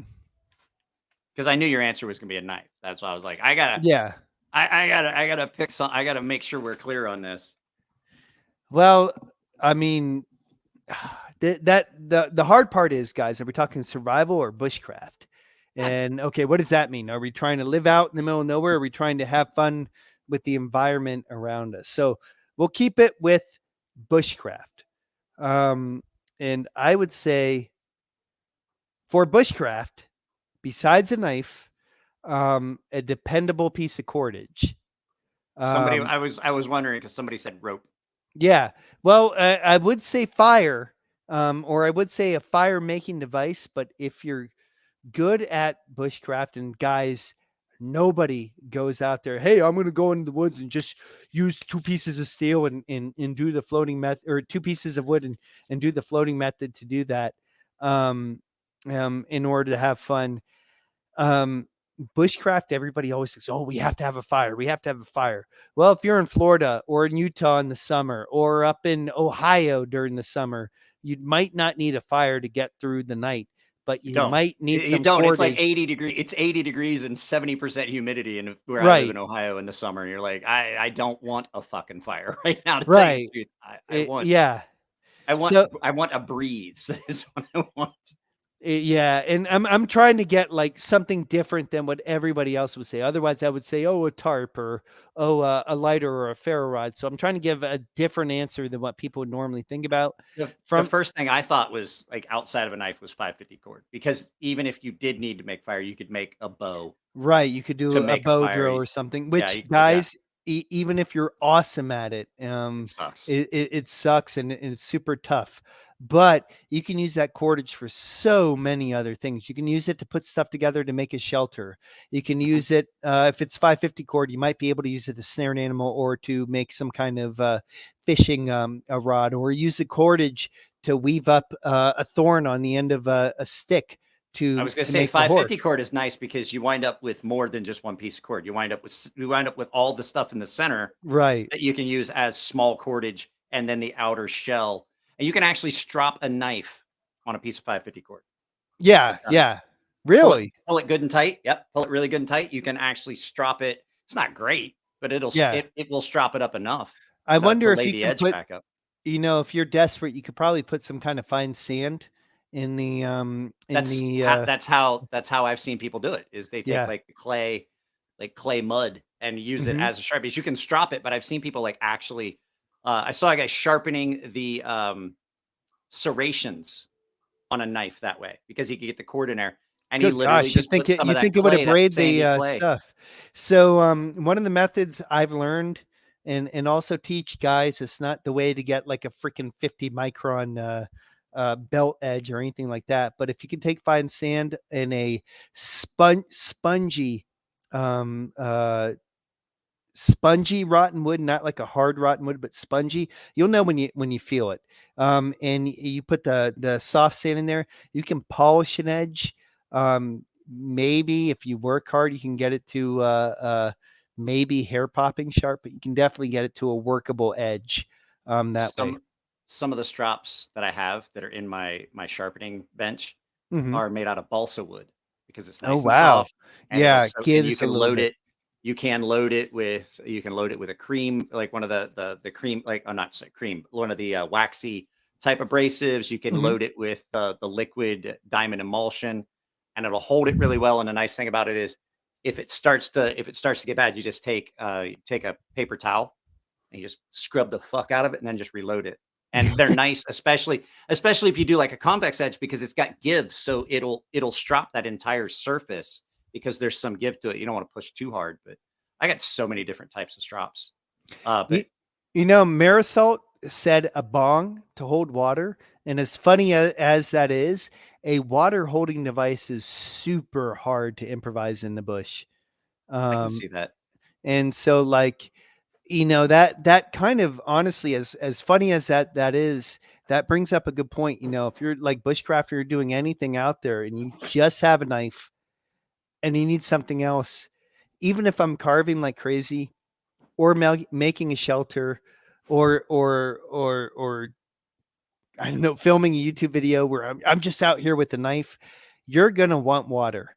Yeah. And if you're not near a water source. If you're nowhere near a water source, you need a way to bring that. So that's actually a really, really, really good point of view. You know, you can do anything from condoms, which is a pain in the butt because you have to like rake it all the way to oh gosh, even different types of gourds, coconuts, sewn up stuff. There's a tree out in the what is that? That's that balsa wood strop. It needs Oh, cool. it needs redone, but there's a piece of balsa wood glued to a piece of pine, and that's it's not half micron anymore, but it used to be.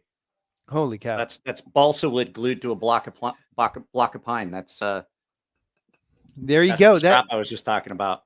You know, I think that's one of the biggest reasons I love the jungle and why I feel like when I first went down there, I felt like there'd be a part of me missing if I didn't get back down there again. Was I saw all these different things that I've learned about in the US about, hey, this is how we do this and this is how we do that. And then they have a completely different way, but it's the same story and you know, the same reason we have to do stuff. Hey, they might not do it this way. They may have to do it that way, but they, you know, like for instance, the holding water, you know, they're able to make a tree like a rubber tree.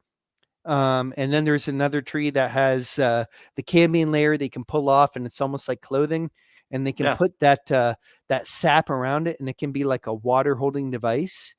Well, you know, we had basically a whole different style of doing that with bladders of animals, you know, here in the US, and a rich history of that. So you see all these things that people are doing here, and then you see what they're doing here, and like, wow, there's such a crazy transition of that knowledge that it's kind of mind blowing too. Drink water says, I'm not drinking water out of a D wrapper. I got news for you. If you're thirsty enough, you'll drink water out of anything. Yeah. Well, I mean, you don't put the lubed ones in your survival kit. You got to put the all naturals.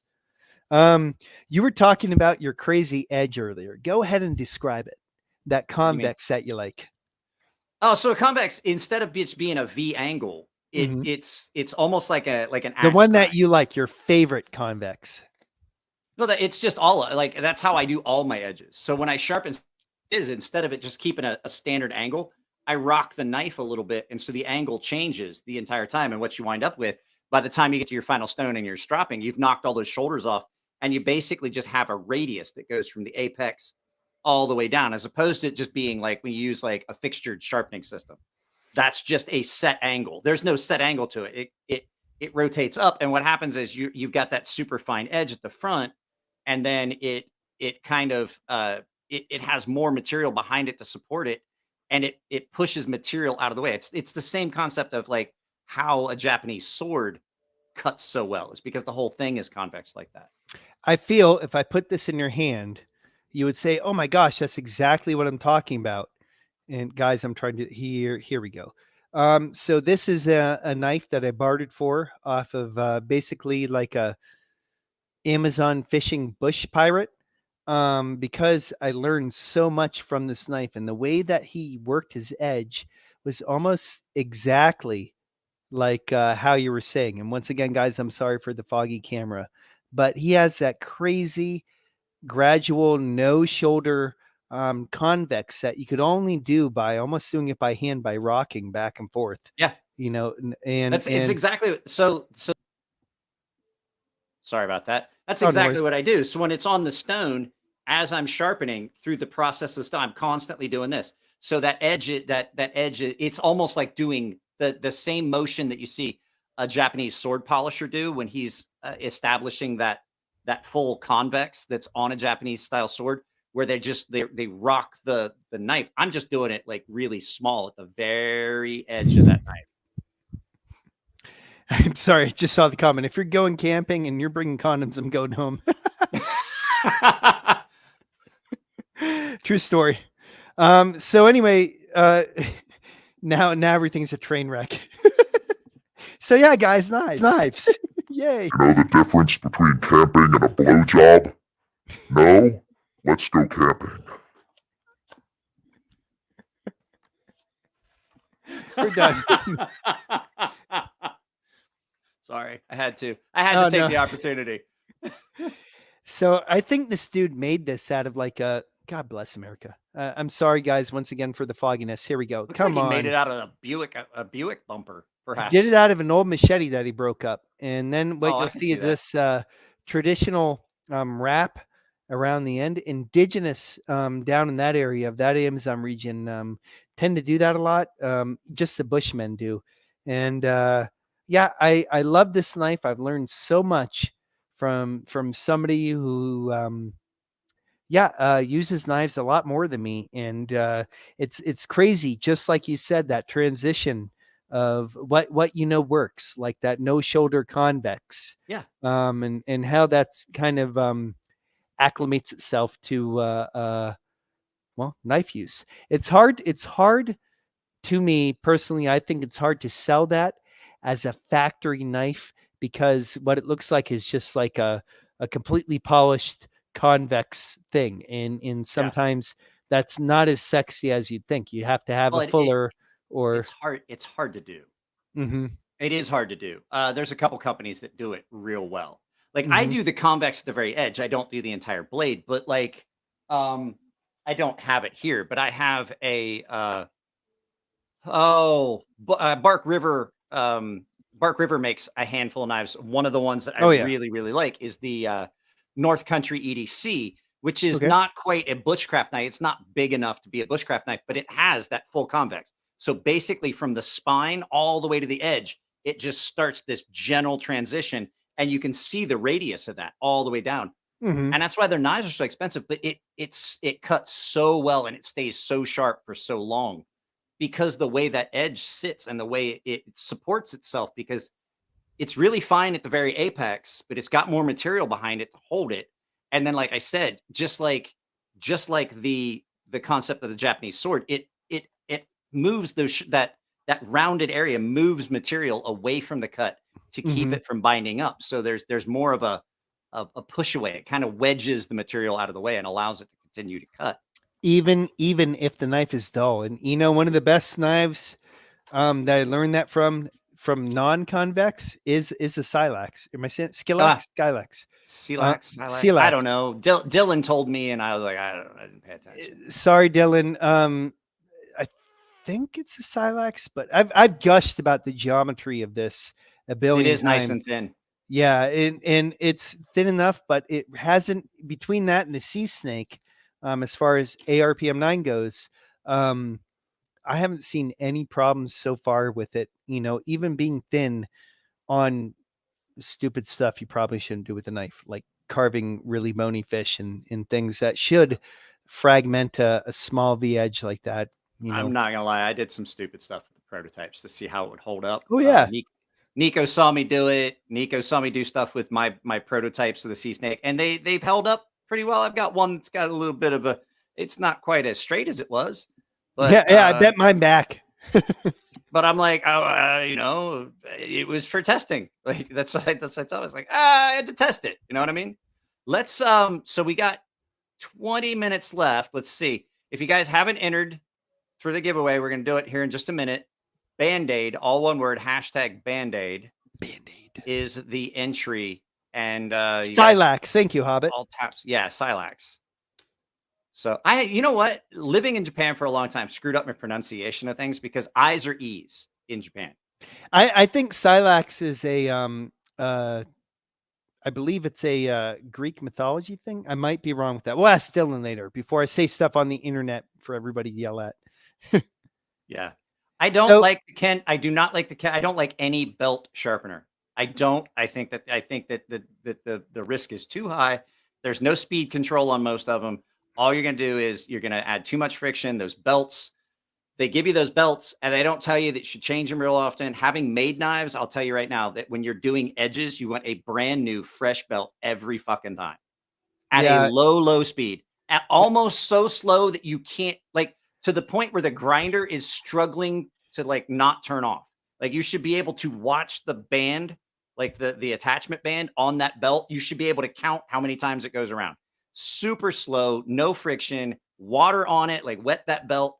And if you're not doing that, you're going to fuck up your edges. I do not like any of those goddamn bullshit belt fucking. Tell me how you really feel.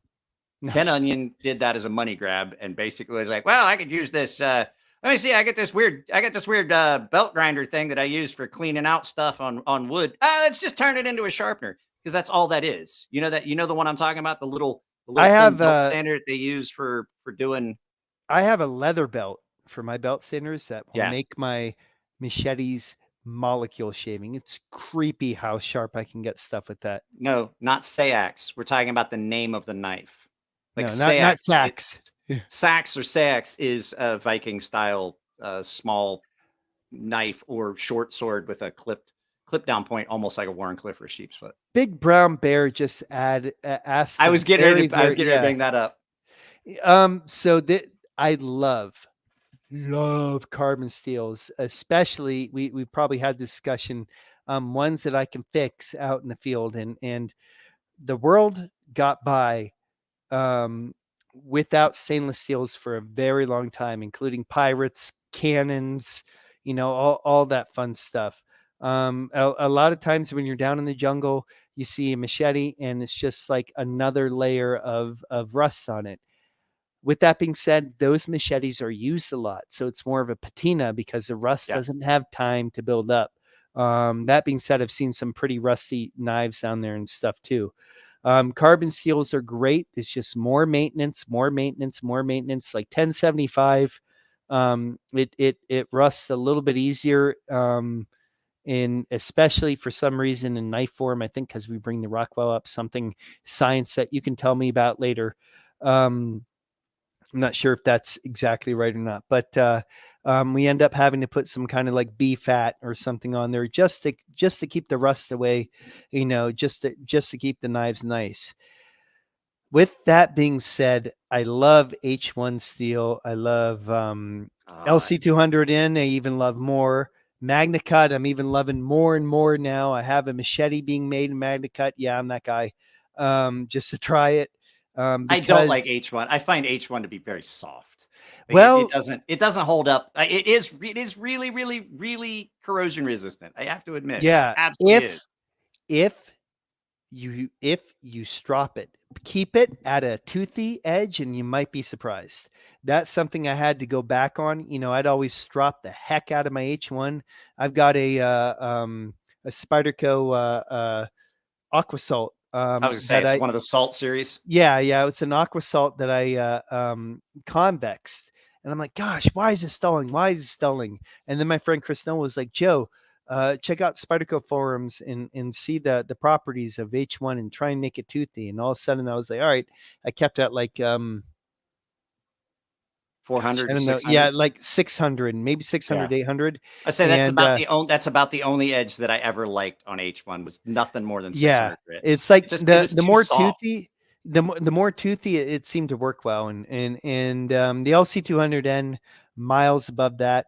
MagnaCut, I've only dealt with one MagnaCut, and it has blown my mind. It was by Dry Creek Forge, and I like it. MagnaCut's really good. And to get back to it, carbon steel, you'll be totally fine in the bush, in the jungle. Even with all your salt on it, rust is going to happen. In that circumstance, you're always using the knife, so you really don't care. You kind of, are okay with it. I guess I'll put this up on YouTube. But guys, if you really need to take the rust off of your knife in a bushcraft situation, if you just take a little bit of the lime and charcoal, I'm sure it's going to be blown up on YouTube later. But if you just take a little bit of the lime and charcoal on a rotten log and use it kind of like a crayon, you can get a good amount of the rust off. There's a lot of stuff. Yeah. That's like if you just have your knife and charcoal and water, and you can use, I've seen my dad do it with we left a knife out in a campsite in the woods, and it got night dew. It was rusty when we woke up, and my dad just took the ashes from the campfire and just wet them and rubbed it on and left it on there for like 20-30 minutes. Yeah, we came back, he rubbed it off. It's the microabrasives, but it's also got there's lye and stuff in it. Yeah, that's it. Yeah, like guys, this is a carbon steel that was on a fishing boat on the Amazon. Yeah. And I know you guys can't see it with my crappy, stupid webcam. Thank you, GoPro, by the way, for crapping out. But it's not pitting. Like I think a knife or an axe or my Jeep needs to sit there to pit, to have all those like things. When you have the rust on the top, it's like an old hickory where you get a patina. When it sits in the dirt forever, then you get like hardcore rust. Or if it sits in the sheath, like a knife for forever, there's hardcore rust. And even then, you can pull it off with just like a mouse pad sander or something, like within a second. Let's do this. Let's do this giveaway real quick, because then I see Big Brown Bear's got another question. So we're gonna do the drawing on this. You got like 45 seconds. We're gonna do it at 48. You got 20 seconds left. If you have not entered hashtag Band-Aid all caps, you're not entered into the giveaway, because there are 52 people here and only 44 entries. So, guys, go to that entry list hashtag. Yeah, Big Brown Bear says, Joe, what's the advantage? What advantage would MagnaCut have as a machete? Would extra edge retention over soft, simple carbon steel be appreciated in a machete format? Big Brown Bear, honestly, I don't know. That's one of the reasons why I wanted to try it in a machete. We're gonna fucking find out. Yeah. And what I'm actually interested in is first, keeping a really fine edge at the tip. Fine but not stupid edge with a lot of meat behind it, just to see what kind of retention I get, and then to see later on what a more convex edge that's a little bit thicker would be, that the indigenous would put on. I love knives. You're the winner. Yes, I love knives. Sorry, you won a hatchet or tomahawk. Yeah, you want a hatchet. So all you have to do is DM Joe Flowers at on Instagram, and Instagram, Joe Flowers, Bushcraft Global. You'll find me. Yep, it's not hard. Let me write these down real quick just to make sure, so I can find the other guys. So who was the first person who won? It was the Hobbit. It was Nico, our little buddy. Nico. Oh, Nico. Yeah. Nico's probably already hit you up, and then Nico, had you gotten I was already going to redraw it if you popped up. So I love knives is the second. We had 2A Dave here. He's like, that's an awesome one. He got to see when I first brought the Nebulax back from the knife show. He came the next weekend, and we were cutting cardboard and shit with it. I was like, this is not your average hatchet. It's not at all. It's so comfortable to do a lot of stuff with. And it's super, super thin, so I could put it, honestly, like nowadays, at least for that axe, I was designing stuff for me so I could throw it in my hunting bag, so I could, tear apart a deer pelvis really easily with it. Yeah. Hey, Triple B, the other reason you guys will all love this. I could almost blush while saying this. The other reason I wanted the MagnaCut machete is just so I could use it as a paddle and not give a crap about it when I have to one-hand paddle, when I have to sneak up on stuff to either shish kebab it or whatever. I just wanted the machete that I could not give a crud about in salt water and all sorts of water too. And just to try it, because I think, well, you never know until you try it. I had some knives that came to me from a couple companies. I don't want to throw any companies out there and piss off a bunch of people, but I had a couple knives come to me in MagnaCut, and I just really wasn't that impressed. And it turns out that like a lot of times knife companies won't listen to, like, Laren came up with the heat treat for that. It's a very, very good steel. For everything I was reading about it, I was stoked, and I was like, this shit's going to be great. And it came, and I was like, this is trash. This isn't good. Like, I've got way cheaper steels. And it turns out that they weren't following Laren's heat treat protocol. So if a designer, if the chemist that designed the shit, I'll wait till he comes back. I just realized he can't hear because he took his headphones off. I just realized you couldn't hear me because he took your headphones off. No, I was like, if the designer of the steel, if the chemist, the metallurgist that came up with the steel is telling you this is the heat treat you should run out, this is the heat treat protocol, this is the optimal Rockwell, then you should fucking listen. You shouldn't go below that. And what happened was they were running it below, and the first, I want to say 2 or 3 knives that came in it, I was like, I'm not fucking impressed. And now I've So seen a bunch that have come in now, and I'm like, oh, now I see. Now I get yeah. it. So The edge it takes is ridiculous. this is Dry Creek Forge's knife. The tip is broken, but that is exactly my fault. Let me see if I can hold this up.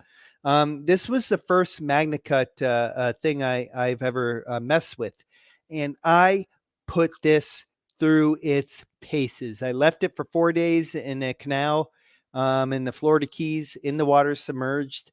No oxidation. Of course, a whole bunch of gunk on the aluminum. Mhm. And then we brought it to the Amazon. We used it forever. And I did constant edge retention tests as much as I could with my hands. I didn't bring I didn't bring the clips, out there and go, okay, this is 200, 100, blah, blah, blah. Yeah, yeah. At home I have, and it's done great. It's done very well for edge retention. We batoned with it. We batoned with it in England.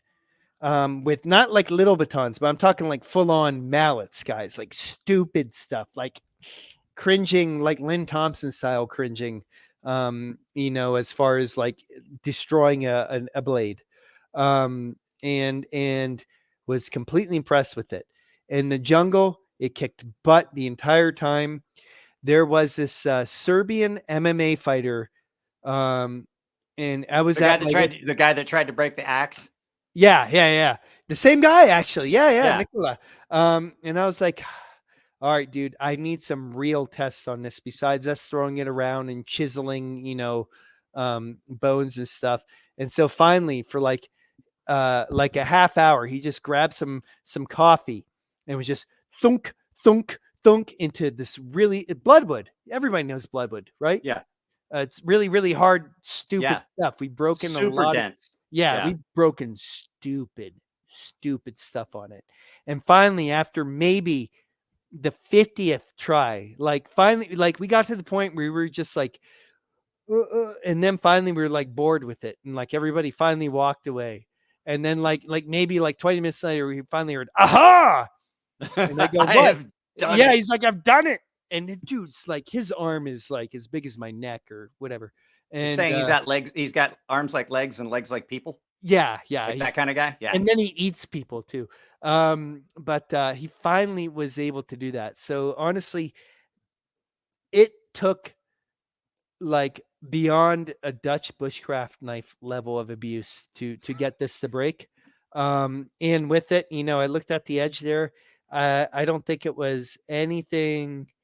I think it was just, us trying really, really, really hard. Enough stress multiple times.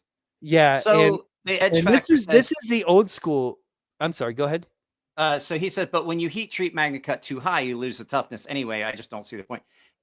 I didn't say heat it. I said the recommended heat treat. I didn't say go above. I didn't say go below. That is the optimal heat treat for it. And from what I've seen, it's incredibly durable at the recommended heat treat. Same thing happened. There was a big thing with LMAX a few years back. I remember people were talking about it. And then there were some guys that were making custom knives in LMAX, and the same people that were bashing on LMAX, mainly the problem with LMAX, people were grinding it too fast at the edge and they were burning the edge. And you would, after you'd sharpen it a couple times, you get into fresh steel and you have a good, reliable. I had a couple knives in LMAX that were like that. But you had the same thing. People just bashing on it like, oh, it's just garbage. It's fucking trash. I can't believe they're selling this. And then they got some that was heat treated properly and wasn't ground too fast when they did the edge. And they were like, oh, I might have been wrong. And I was like, I the same thing with me with MagnaCut. And I've said the ones that I've seen that were recommended properly or heat treated properly have been really good and have had really good edge retention. Old school style, I've always loved 440C, and that was way back in the 90s, before the time of me too. When you find like a custom maker or even a good company who can do 440C, I will take that. This is just me, and I'm probably throwing myself underneath the 500 buses. I'll take that over I've had this same conversation. No, I say this all the time. Every day. Yeah. There's a lot of steels, and people are like, oh, I can't believe that you'd even want 14C. I'm like, 14C is in a weird class of steels because it is one of the few steels, 14C, 12C, Magna Cut, and a few other steels like RWL 34. They're in a small category of steels that were specifically designed for knives. Mm-hmm. And that's where people are like, oh, I can't believe like 14C. I was like, 14C was for a very long time the super steel. Like it, there are doing this with Magna Cut will freak people out, probably. so. But if you do that with a carbon steel, that's lower temper. That's the hard part. And you know what? That might be the thing with the 440C too. I have Shannon Steel Labs. And I are working together. Well, he's doing all the work. Let's be honest. On the machete, and I asked him to do it at a lower Rockwell than normal, just to see what would happen. And that might be pushing the envelope.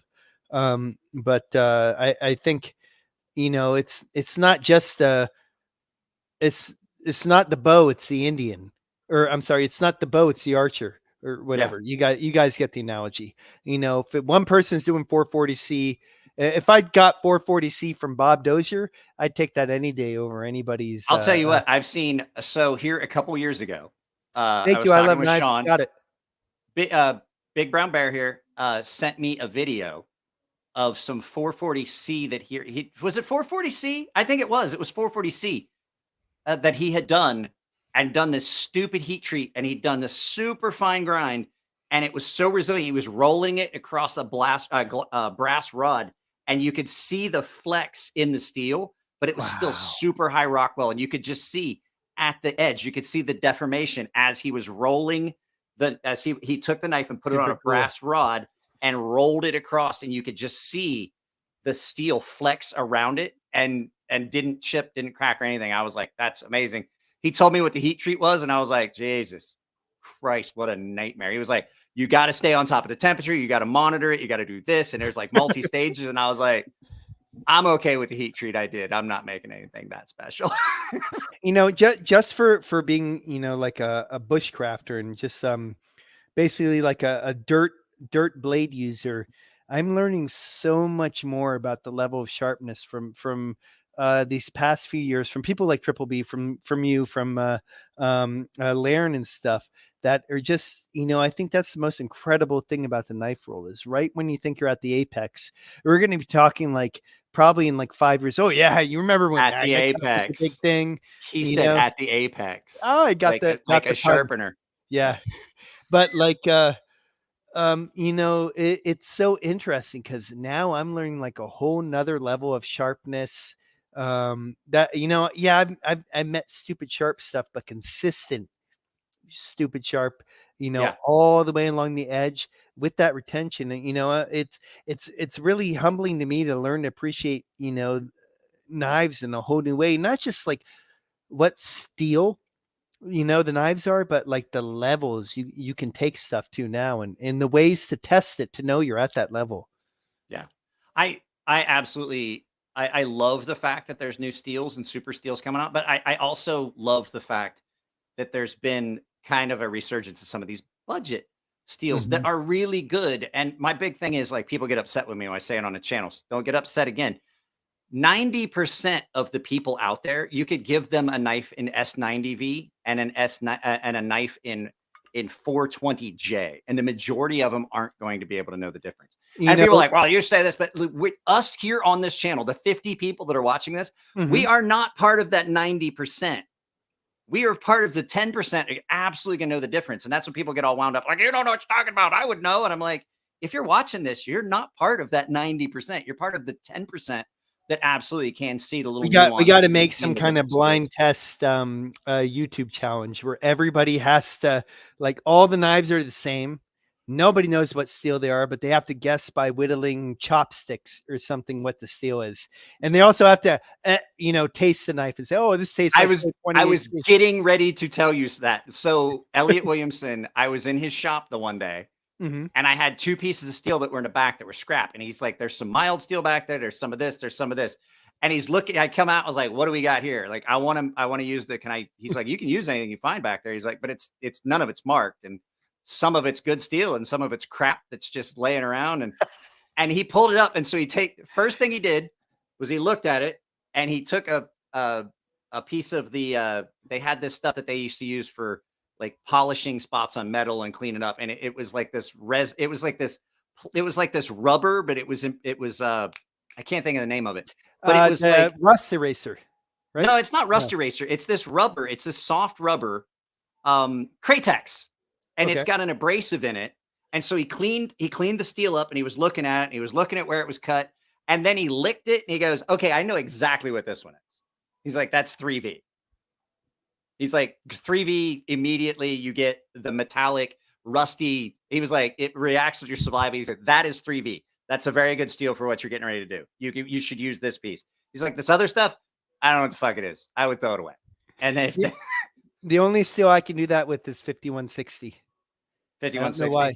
Yeah, it's got like it also has a sound to it. Like they call it, what's that? Metal harmonics. Somebody can the ring that it has. Yeah, it has a glass ear ring. Yeah, but like it just it doesn't taste different. I can't taste it, but like it just, you can tell when it's 5160. I don't know. Maybe I mess with kukris too much or something.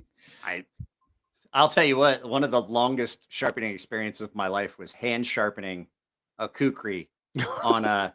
Okay, you ready for this? On a 1 inch wide by 6 inch long stone that I had in the palm of my hand. And a guy paid me. He's like, I'll pay you. And I was like, it's midnight on a Thursday, so that I can get it shipped off on a How many Friday. I beers was like, were you into? he didn't fucking pay me enough for this. I was finishing it at like 800 grit. I was like, he did not pay me enough for this fucking job. Whenever you get a Nepalese kukri, you are literally getting the mystery meat of, you know what, you don't know if it's made out of 5160. And then even if it is, you don't know what Rockwell it's done in. Yeah, is it hardened? Is it not hardened? Yeah, you never know. I mean, there's a lot of indigenous blades like that too. There's some from Indonesia that I've used that have just shattered. And I'm like, I love this thing. And it was over Rockwell. Still there? 25V. Yeah, can you hear me? Okay. Yeah. Sorry, lagging. Okay, so I've made a few knives in S125V, which is a very like Big Brown Bear. So if you're at 67, 68 Rockwell, you can score glass with it. And all the knives I've ever made with that, you can cut glass. You can cut the top of a beer bottle with the spine of the knife. And I was working with it, and I was like, Elliot, what if I screw up the heat treat? And he goes, for most people, it's not going to matter. He's like, that comes at like 56 Rockwell annealed. So when it comes from the factory, before you even harden it, it's as hard as a lot of other steels that are already been hardened and turned into a knife. Like, he just goes, oh yeah, it's nightmare. Just wait till you start grinding it. And I started grinding it. And I was like, I used so many belts making those knives. It was ridiculous. So, I do have to say that I have to end this if I want to tell my daughter goodnight. Okay, so, understood, guys. We can do this again later, some other time. No worries. Everybody, yeah, I was saying, this. You're welcome to go on anytime. I think everybody's in my signal this week. I don't know what goes on with my internet connection. It says that's your daughter like turning down the. She's like, I want to go to bed. Nah, my daughter doesn't watch much of anything.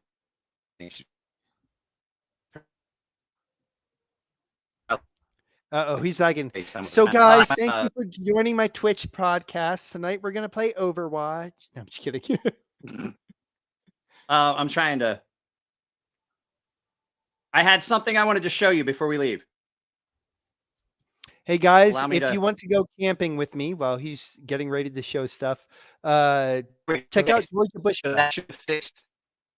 Hopefully, what I just did fixed my internet a little bit. I prioritized this device. We can hear you. Okay.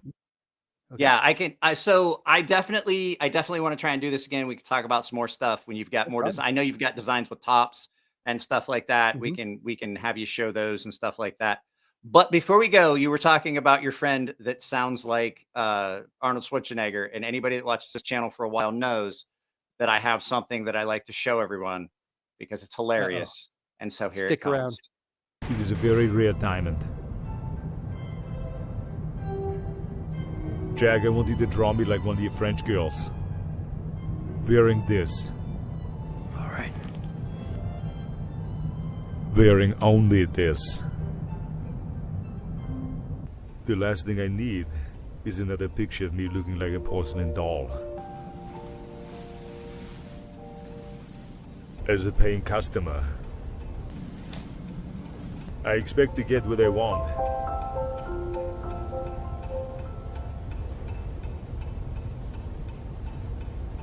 Look at my boobies, Jack. Look at. All right, I need to go to church. I don't care how many times I show that. Big Brown Bear says, thanks for all the knowledge, Joe. Sean, thanks for stopping by. We got to hook it up and get you on the channel. Yeah. Hey guys, check out if you guys want to go camping and learn more about knives, check out georgiabushcraft.com. They have a huge event coming up. Very cool, especially if you come down, Mr. Embler. You guys will have a great time. I'm not making it that far. So, and as you guys know, every time I end with the dancing cat. So on our way out. They call me Cuba Pete. I'm the king of a rumba beat. When I play the maracas, I go chick chicky boom, chick chicky boom. Yes. So there you go. That's the end of the live feed. I was about to grab my dog. That's the end of the live feed, guys. Thanks for hanging out. Bye, Joe, guys. hang out for just a second. I wanted to talk to you on the way out, and I will talk to you guys next time. Wednesday, I have Russell from CJRB and Artisan. We're going to go through. We're going to go through. I have an entire box of prototypes that encompasses all the new offerings from CJRB, Awesome. button locks, things like that. We're going to go through them. I have not even taken them out of their plastic. We're going to do that live with Russell, and that's going to be a members only live feed. So if you have questions, you want to ask questions, either you got to be a paying member or you got to drop a super chat. I got to make money. This is how I make my living. So guys, I love you all. I will talk to you next time.